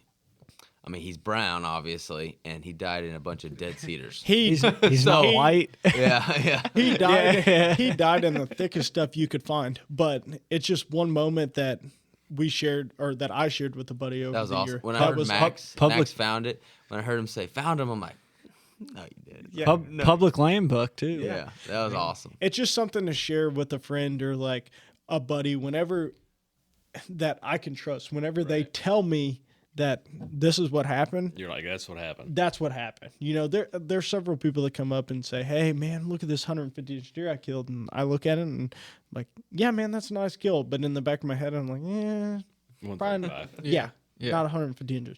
But it's great the people that you share, that you're close with hunting, whenever they kill a big deer, Right. you know. Oh, yeah. That's how, like when I shot Deuce this year, instantly, well, first call I called Max, because I had to call Max first. Call They never Max. call me. Yeah. Call Max first. Well, Congratulations. Randy called me and told me about it. I was Yeah. like, okay. Second thanks, call Landon. He's on a job an hour south of here, so he's got a 3.5 hour drive to the farm. At least Yeah. a 3.5 hour drive. He says, loading up the skid loader, I'll drop it off at the house and I'm coming. No, that's Yeah. exactly what I say. It's super early, He calls me, and I'm supposed to be doing the skid loader's job. Don't want to do it anyway, but I'm doing it. And I'm talking to this guy, trying to get paid for the job. Brady's calling me, and I'm like, damn, what's he calling me? Is he probably asking me for permission to shoot a deer, And I answer, and he's like, I just shot Deuce, which was one of the top hitless deer. And I'm like, all right, I'm loading the skid loader, and I'll be there, So load the skid loader, everything else. And, yeah, I showed up that night. Oh yeah. I didn't sleep, but I showed up. Brady didn't know it was Deuce. Yeah, I didn't know which. That's a whole nother thing. That's another thing about sitting with a buddy. He turns around. He's like, "Hey, there's a deer back here. I think it's." Yeah, I know. I looked out the back window, and I just looked out the back window, and I was like, "Damn, that's a pretty nice deer." I told Spencer, I said, "I think there's a shooter behind us." I think said, it's what? Tex. What do you think? And Spencer looks back and he goes, "If you don't kill that deer, I'm gonna kill it." I said, "Okay, "That's Deuce." I guess I better shoot it then." So had you have not said that or seen him, Yeah, he might have got away. yeah. In all honesty, That's I've hunted probably once or twice by myself in the last 5 years since we started filming. I've hunted about once by myself in the last 2 or 3 years, and the only time I hunted by myself, I killed 174. Yeah, no, Were you filming it though? No. No, So the deer that I was showing you behind yeah, you, yeah, we yeah. called him Gimpy, and I hunted with Brady all year. I filmed him. We filmed. I killed that deer in Kansas. So I was filming Landon, and I killed him September like 21st or something. No, I think it was like the 18th, but Yeah. well, close enough. We killed him, or he filmed me all year. I mean, all year. Which me and Brady are twins. For anyone that doesn't know, so we hunt together all the time. We hunted together all year. The only day out of the whole year that we decide that I'm gonna Brady's go to like, this I'm farm." going to go over to this farm and I'm going to go to this farm. I killed 174 inch deer. I'm walking to the stand. Haven't even made it to my stand yet, and I get a call. Brrr, brrr. I'm like, what the fuck is Landon calling for already? And I answer, yep, just killed him. Yeah. I'm like, what? I'm like, I haven't even made it to my stand yet. I'm like, at this point, I'm like, well, I don't even want to sit. So I just turn around, get in the truck, and drive home. I'm like, what? That's our You luck. know? But a recovery with a buddy is almost as good as if you killed. Oh, on the your own. recovery on this deer is a whole different story. We could put a whole podcast. There was like 4 people that tried to recover this deer. And It was everyone involved. it entitled There was a large river that Yeah, that made the separated issue, us. yeah. Yeah. So we used a boat that almost sank. It was a whole different story. it but was a mess. along the lines of, we're getting off topic again, but along the lines of having buddies that you can share it with Oh, yeah. and trust is like Best no thing other. ever. It's unreal. Honestly, man, Don Higgins says it a lot, and he's totally right. I don't agree with everything Don says. Shout out to you, Don. Yeah, Don's a character, man. But I mean, one of the things that he says that I totally agree with is like one of the best things that deer hunting has ever done for him is the people that he's come in contact with from Yep. it.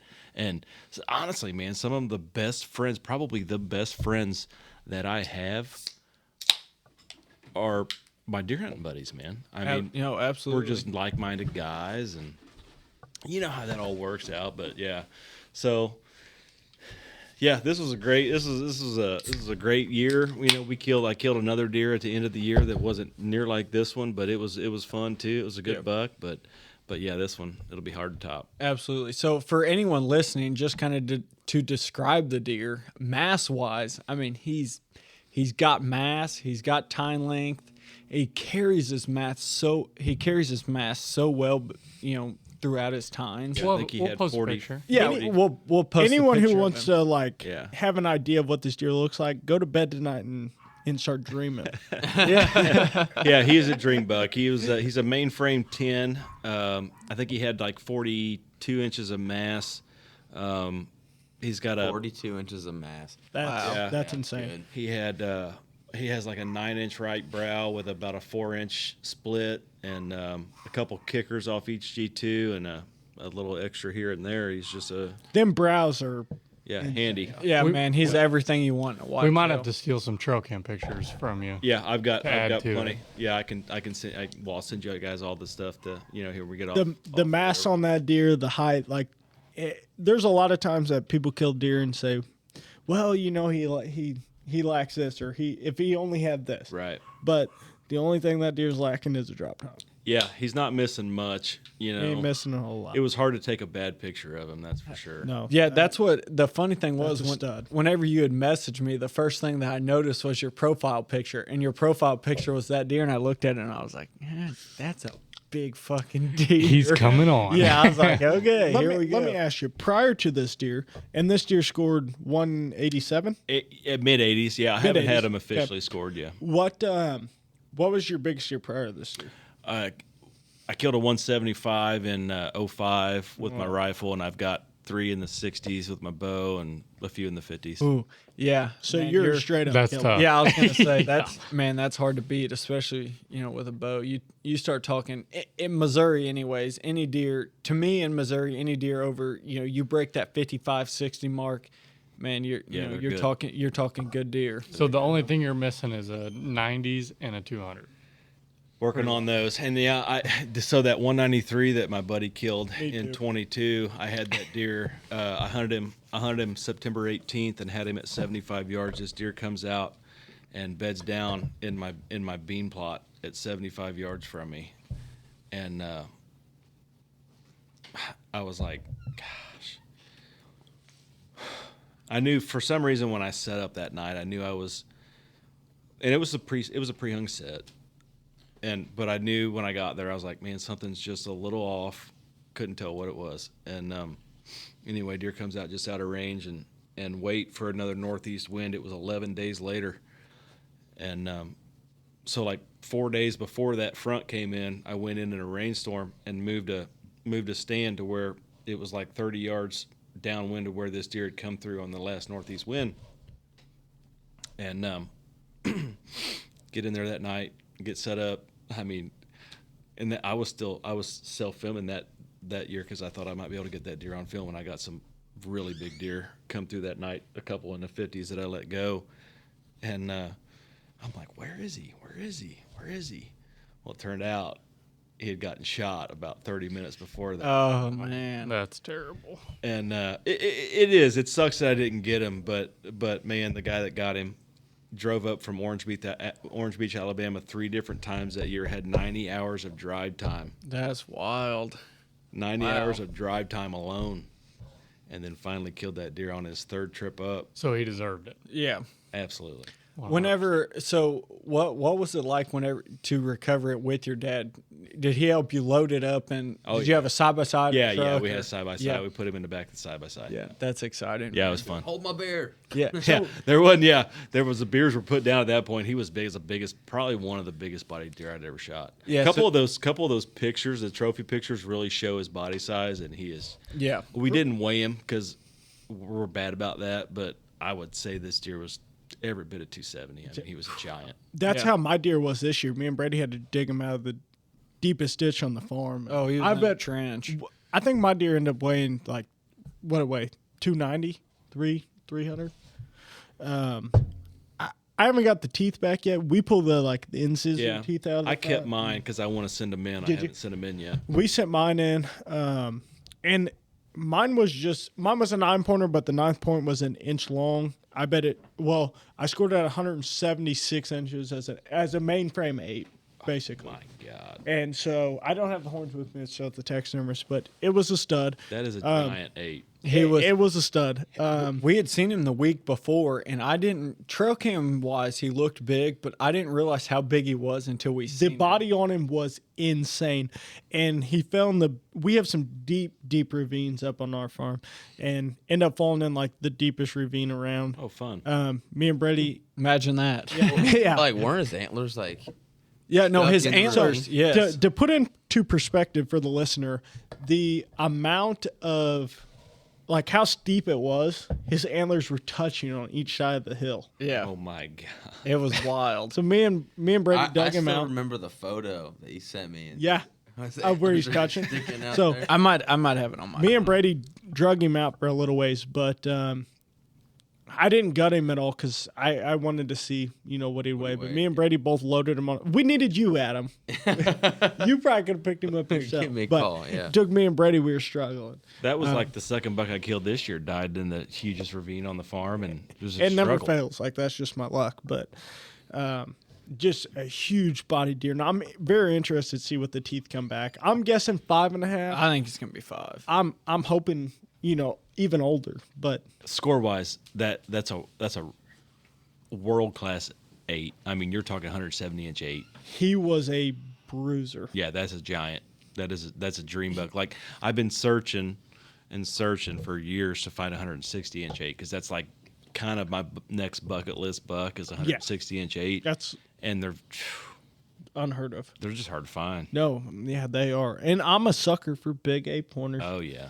You find a big 8. And I've got a couple in the 40s, and they look big. Like you put a 144 or 145-inch clean 8 next to like a 155-inch 10, and most guys are like, that 8 is awesome. Yeah, and it goes back to like, who you trust or who's in your friend group. 100. Most people don't understand. 140-inch 8 is an absolute giant. Yeah, that's a giant. That's a damn good one. I mean, anywhere in the country. No, absolutely. It takes a lot of bone to make a 140-inch 8-pointer.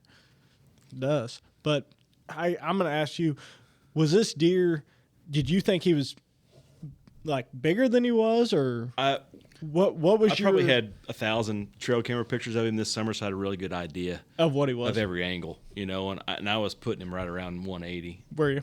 So, but he was a little bigger than I thought. Probably, I think his mass probably surprised me a little bit. That's the hardest thing usually to judge. Yeah. I mean, I find a lot of shed antlers and a lot of them, and that I feel like gives you the best idea of what a deer actually scores, because you can, when you go scoring a shed antler, you get pretty close on like just what size should be and what relativity is, and so I knew he was over 170, 175. I didn't know he was close to 190, but I knew he was a good one. That's what we were talking about pre-podcast. I mean, we've found several sheds this year. We're up around 40, and I always say, even finding just one side of a deer to give me a perspective, because sometimes trail cameras, right, very deceiving. I've been surprised by some trail cameras that the deer's looks way bigger on trail camera than it is, and I've also been surprised that sometimes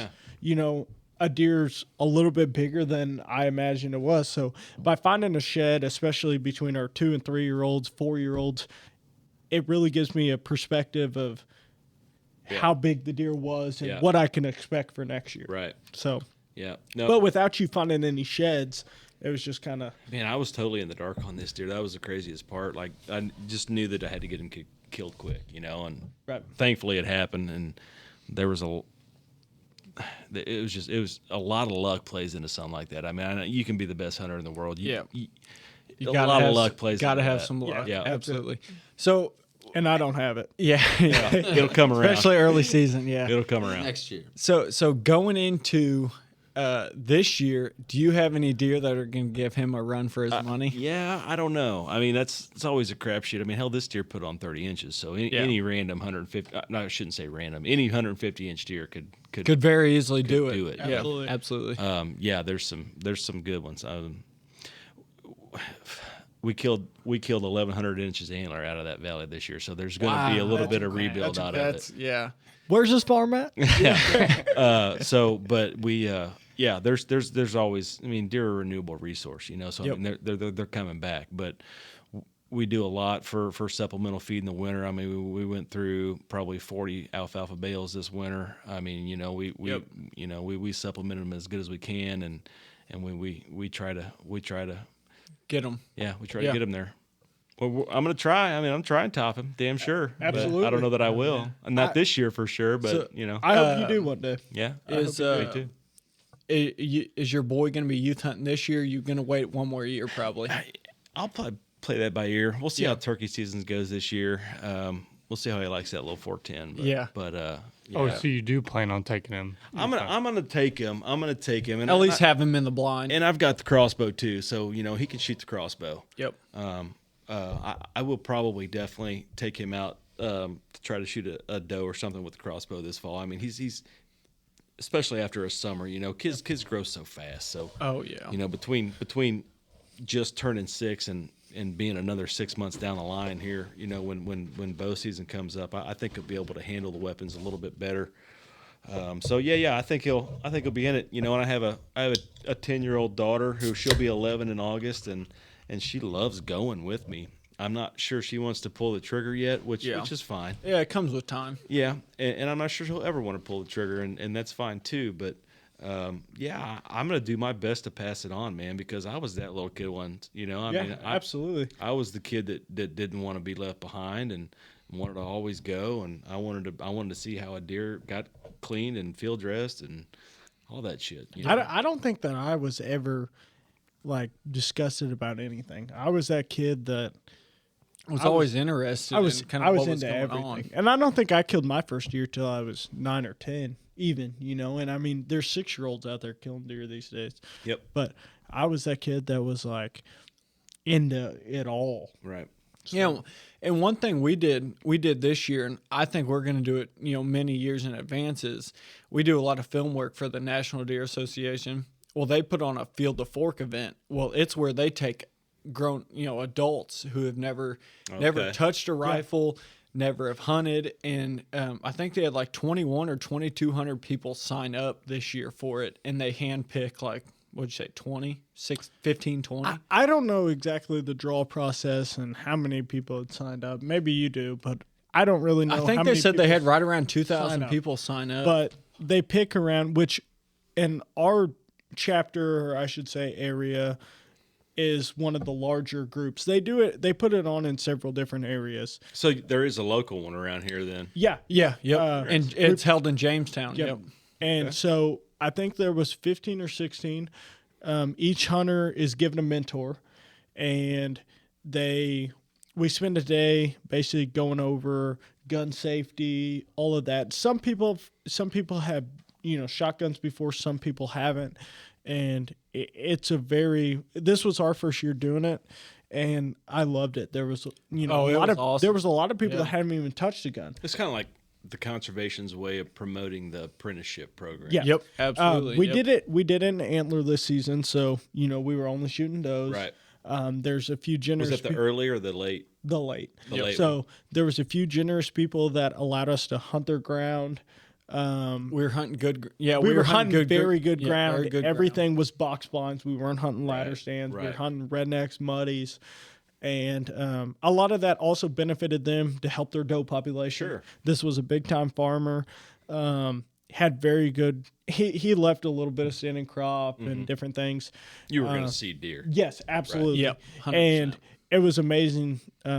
Just being a mentor, and we did different video work for the National Deer Association, and That's really cool. it was. So did you guys like show them the processing of the game and Yep. like Oh, everything? Yeah, So everything. the I mean, whole that's cool. start to finish. It's a 3-day thing: Friday, Saturday, Sunday. Oh wow. A lot of these guys, a couple people come from out of state. A lot of people are local. These guys came in. We spend the first majority of like Friday talking about gun safety, going Sighting over in, different things. We yeah. go to the range. We shoot guns. You can bring your own gun. If you didn't, they'll supply you a Right. gun. We get you sighted in. And then Saturday, we spend half of the day doing deer anatomy. talking about habitat, the importance of deer hunting, about how the meat supplies so many families every year, and like we go over where to shoot a deer, everything from there. And then Saturday evening we go out to hunt. If you don't fill a tag Saturday evening, we go Sunday morning, into Sunday evening. But majority of the time, I think we had 15 to 16 hunters this year, and I think we were like yeah, I pretty. think there were like 13 for 15 two or three of or, them. or That's really somewhere good. around there. But it was amazing. The girl that we took video in, Yeah, I got to film the first. So She had- Saturday night. she had never touched a gun before. No. She was an unbelievable shot. And Isn't that it's a lot of interesting? It was cool. She was from Jamaica. Her name was Aisha. yeah, it was a lot of fun. And I mean, at first, the whole time she was like, "Oh no, I'm not in. Like, I'm not going to touch the deer, this and that." After she killed the deer, I mean, she was in there trying Yep. to gut it, and a lot of the time we'll go back, we'll clean the deer, we'll even clean it up enough, we'll vacuum seal it, package the Right. deer, send them home with it, And this girl, she was, she had a couple kids, and it was going to feed her family for a while, so it was pretty awesome. Yeah, no, it was neat. Obviously I killed my first bow buck of the year, but I would say it definitely was equal to the experience. After she shot the deer, I was so excited because, being with a first time hunter and she was telling me her whole life story. She grew up in Jamaica, came to Lincoln University here in Missouri, signed up for the program. She worked for the MDC. Yeah, That's works where for she got it. MDC, got it, and the whole process, with her whole story was phenomenal. I mean, great young lady. And her daughter, it was funny because her daughter kept saying, Mom, if you kill a deer, I'm not eating it. I'm not killing no deer you eat. Yeah. And she said she kept telling her daughter, you're going to eat what I cook, damn it, or you're going to starve. Yeah. So, I've said that before. That's what she Yeah. kept telling us. so it was, man, the whole event put on was phenomenal. All the mentors were cool. All the donations from AOB, everything was very well put on. It was a very cool experience because growing up, and I'm sure you were the same way from hearing from you, that our parents introduced us and Right. stuff. And there's a lot of people out there like this lady. She worked for the MDC, the Missouri Department of Conservation, and she was doing like CWD samples and everything, and had never even touched a gun, never hunted or nothing before. And now that she's hunted, she sat there and we also, during lunch hour on Saturday, we supply a bunch of deer meat between jerky, sausage. We made some chili, different things. And so we let people try the Sample deer. it, yeah. Right. And there's a lot of people that were like, this is good stuff. Yeah, unbelievable. Unbelievable. And, if you're a resident, it's pretty cheap. And Well, and I think the thing that a lot of people don't understand, from maybe a big city standpoint is, they're all eating meat one way or another, most of them. Absolutely. And whether or not they can account for where all the shit they're putting in their body comes from, man, that's pretty low likelihood. You know, and if you can go through and do a field to fork type deal like that, and you can teach them, the ins and out of it, and like my family this year really has just this year like start to really like venison in several different ways, not just the traditional ways that we've already done them in. And part of that is me just kind of branching out and cooking it in different ways too. And but man, I think it's great that people are starting to get turned on to this type of thing like that, because Yeah. It's awesome. any It light is. that we shed on hunting in a good aspect, man, it's great. And It is. Oh, yeah. absolutely. nobody needs to see. I mean, it's not just about the blood and the tongue sticking out in the trophy picture. I mean, that's not. No. Yeah. Don't get me wrong. It's always great to bring one home with antlers like that on his head. But dude, I've eaten every single ounce of that deer so far. Absolutely. Absolutely. It was incredible that there was 2 or 3 people from East St. Louis. I don't know. I'll call it the projects, I guess. I don't really It know. is. They were from East St. Louis, and they had signed up for this program and got picked. And I'm not going to say they came in and were like gangsters, but they were. You taught him not to shoot the gun sideways. Yeah, exactly. But regardless, Shooting long rifles. they were excited about it, and the one girl, there was one of them that was a girl, and I mean, she was like, I ain't eating no damn grocery store food. She's like, I want to kill my meat. She's like, I want to know where it comes from. And I tell you right, whenever she killed her doe, she was so excited to bring that meat home. It was awesome to see. And Yeah, and you get an experience too with gutting the deer. For a lot of people, it was at 11 years old. That was my first anatomy lesson with my dad. I remember him. He's in the medical field. I remember him pulling out everything and showing me everything, and that was my first, my first introduction to eating visceral, organ meat too. So like heart. I think did I cook up some for you guys? You kicked some heart this year when Yeah. we had Macy and Sam. Macy and Sam from Hurricane Hurricane Marsh Marsh killed killed this them. doe. I would say it's still That was some good an stuff. acquired taste to a certain degree, but you good. cook it right, it's perfect with charcuterie set up. Yeah. No one will know. No Yeah, one will know. no, and I think a lot of that. I love it. Yeah. I mean, I grew up eating deer meat, but deer meat is, if it's cooked right, is absolutely awesome. And we mix it with some pork or whatever. Absolutely. Yeah. But out of a big doe, a buck, I mean, you get 35, 40 pounds of meat. Oh, it can last you a long time. Easy. Especially, with the dipshit we got in charge now. It can save you some money to go kill a deer. Yeah, and I mean, half the time it's safer, man. Absolutely. I mean, Maybe more than half the time. Yeah. I would say so. At least I you agree. can control. I mean, I process everything from start to finish. Right? That's how So- we process all we our all do own the meat. same. Yeah, and so I know I mean, it's kind of like building a house or a patio or like the stuff that I build. Yep. Like I know every single phase that goes into it. So if something fails, I know where to find it. Or if I know that there's a hair in that meat, I know that it was my fault. Right? Yeah. Like Right. it's accountability at the end of the day. Like when you take all your meat to a processor and they throw 500 pounds of meat into a mixer. Did you take them 500 pounds of meat? Right. I'm Yeah. kind of doubtful. Yeah. Yeah. Yeah. So the quality control, it's where I'm at with it on Yeah. that spectrum. There's so many options and different ways you can go about stuff too. I mean, I know a lot of our friends like jerky, but what we started doing, we started adding pineapple juice and pineapple to just We make ground pineapple meat. broths. We make pineapple nice. broth, Hamburgers. pineapple burger, and the acid in that pineapple helps break down the venison a little bit. Makes it so tender and so juicy. I I mean, never thought about pineapple juice. That's a great Oh, idea. it's For so jerky, too. good. It's so it's some good. good stuff. And I mean, if I gave you our stuff, you wouldn't even tell there's pineapple in it. Oh, you know? right. But just the little bit of sweetness and the way it breaks it down, it's outstanding. It's a great idea. I'm going to try that the next batch I make for yeah, sure. no, If- I I'll recommend have to it. look in the freezer outside. I'll give you a couple broths that we've made if we have any. Sweet. It's outstanding. It's a lot. It's good stuff.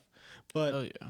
venison is so lean and healthy in the whole Red meat, grand scheme of things. especially now, like you get all this scheme against, can't eat red meat. You got to do that. I'm like, Well, they're not pumped full of antibiotics. yeah, No. there's not a ton of saturated fat in it. It's super lean. I mean, you can't go wrong with Yeah. it. No.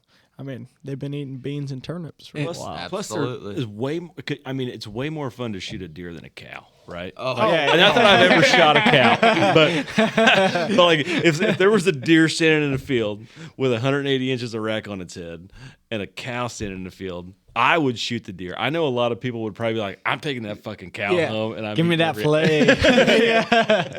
I'm shooting the deer every time. Me too. Oh, I love some deer meat, man. It's so hard to beat. And we started cooking this year. Like I said, the heart. I mean, we've cooked the heart, and pretty well every piece of that deer is utilized, and it's just phenomenal. Absolutely. It's I mean, we kind of found the number that we eat every year. We typically eat 4 or 5 deer will last us a year. And then after that, like I said earlier on the podcast, I find different people and there's a lot of people out there that are just older, don't want to hunt, Right. different Or things. can't. Yeah, Yeah. can't Or don't have hunt a it. spot. Don't have the opportunity. Yeah, Yeah. don't. And will reach out to me or I reach out to them and want a deer, and I'll go absolutely get you a deer. And you check with your state. Like our state, we have shared harvest. There's a lot of things where you can even donate deer where you're trying to control your population for needy people. I mean, there's some work involved on the front end on your Yeah. side, and maybe a Well, there little bit is. of upfront cost. But as far as I know that you used to get reimbursed for that. I don't know if you still do or not. There's a processing fee, and then maybe Yeah. they Yeah, reimburse you. It depends vouchers. how many donations they get for the year and Right. stuff. I mean, there's a few places where you might have to cover the cleaning fee or Right, whatever, but right. I'm willing to do that to help support to not people let the in deer go to need. waste. Yeah, Yep. absolutely. Or Like, even just like processing your deer and maybe not sharing the harvest, but processing more than what you need. I love to come December, like being able to go to my Yeah. papa or my dad and be like, hey, here's 20 pounds Right. of brats that I made from Yeah. the deer that I shot. even back that, or whatever. and not that everyone has to do it themselves. There's a lot of places out there that you can kill a deer as long as you can gut the deer and take it somewhere. There's a lot of people that, for very reasonable, you can take your deer, and I believe there's a guy locally. You can take your deer. It costs you $120, and he guarantees it that it's your deer, and you'll have your meat back in 2 weeks. Right. Yeah. Yeah. I mean, for $120, Right. One of our backflow guys who tests all our backflow preventers, he does that type of thing. You take him a certain amount of meat, and he'll be like, "Hey, this how much you got me, and I'll make you all your shit." And, Yeah. man, it's still at that level though. You still got the quality control, right? Like you know that guy, you can trust that guy. Like you need to obviously vet out who you're dealing with or whatever, but like you trust that guy. He's a small town guy. He's one of your buddies, whatever. He runs a good operation, and I mean just do that and then give it as gifts. You know? Like, yeah. so worth it. Like if Yeah. you lease if you have a guy that gives you permission to hunt his farm, the best thing you can do for him at the end of the year, whether or not he says that he eats deer meat or not, take him a whole bunch of ready to eat fillets that are cut up in 1/2-inch sections and vacuum sealed. And man, just wait. He'll be like, I got another farm down the road. You want to go hunt yet? Yeah, I mean, that's how that shit works. Summer sausage, deer sticks. Yeah. It doesn't matter. We're big. Morels during turkey season. Yeah, that is the key. That So- has come Right in there. clutch plenty of times for me. We built a house at the lake, and so crappie fishing, like we'll take bags of crappie Oh, yeah. to all our farmers up north that don't fish or can't get the crappie. We'll take them 100 fillets of crappie. You know, here you go. Here's some fish. You know, you give them some fish, they sit there and they're like, man, 100 fillets of crappie. Pretty good old boy right here.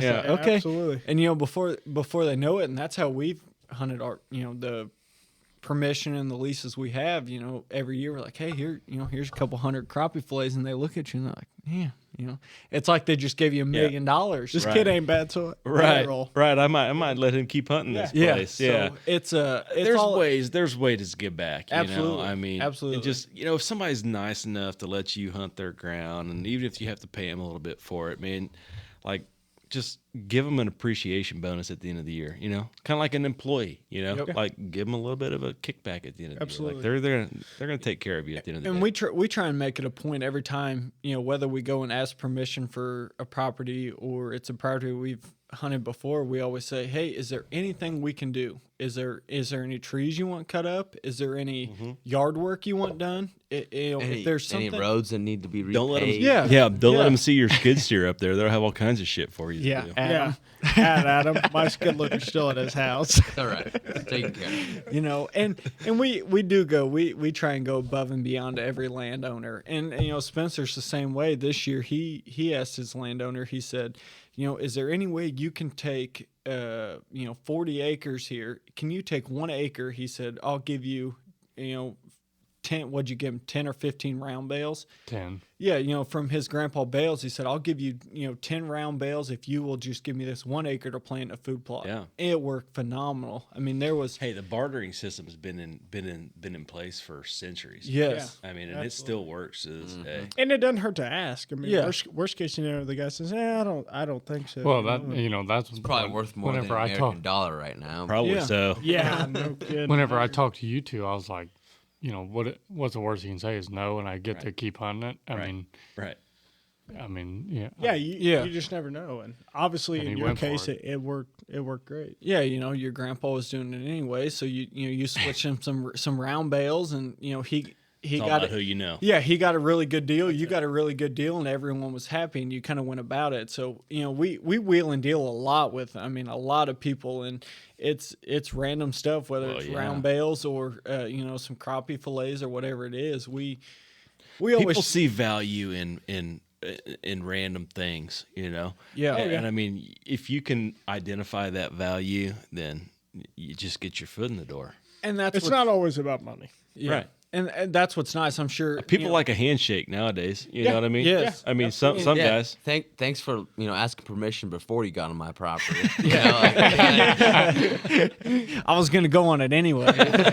Here's some crappie fillets. So, you know, that's what's good about the business we're in. And I'm sure you're the same way. We meet a lot of people building cabinets. I mean, a lot of people.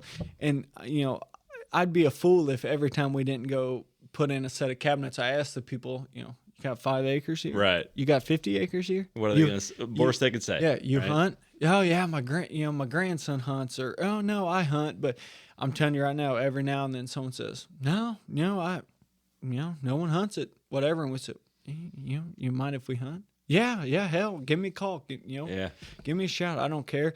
I bet we've got more hunting permission just off of building cabinets, and you'd be surprised. The amount of I people wouldn't. that's still I out mean, there. I know that's a lot of the stuff that I pick up, man. I mean, just random customers or properties around random customers that I make a phone call or whatever, and the next thing you know, boom, you're in, and there's a 160 incher living on there. Hell yeah, So can't complain about it.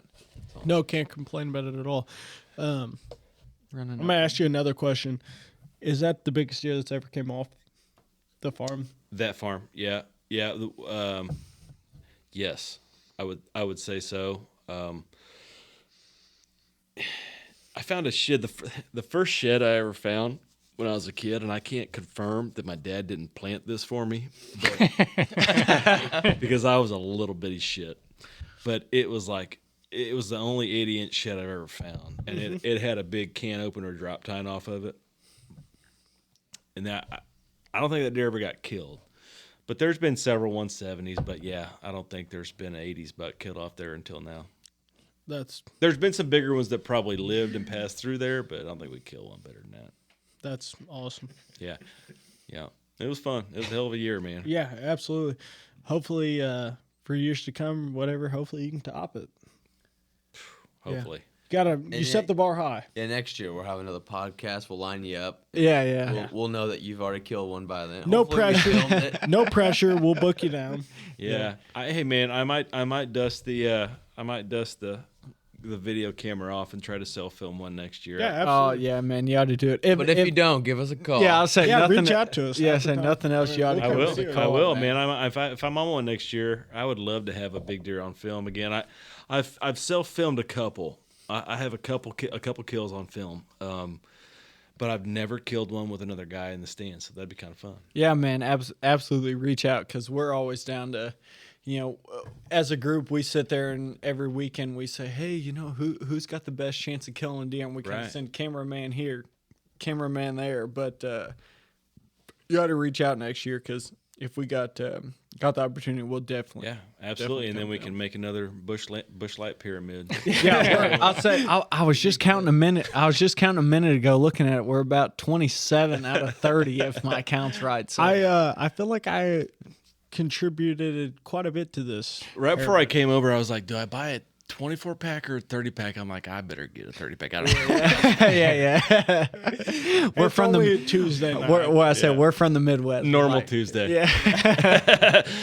Well, Matt, we appreciate it, man. I can't thank you enough from driving down here to do it in person. It's so much better, and I can't thank you enough for bringing the skull cap in because And the beer. And the yes, beer. the beer, Absolutely. man. What an You incredible! can't have a deer story without a 30-pack of beer. Absolutely. Love it. And from the whole team, we want to say congrats. Thanks, Yeah. man. That's a Hey, hell of I a deal. appreciate it, man. Yeah. This is, I saw that post on social, and I'm like, this would be a fun one to do since you guys were 20 minutes away. Yeah, Yeah, absolutely. hell yeah. So And That's awesome. What an incredible deer, man! Like I said, it's everything you dream of. And yeah, absolutely. I agree.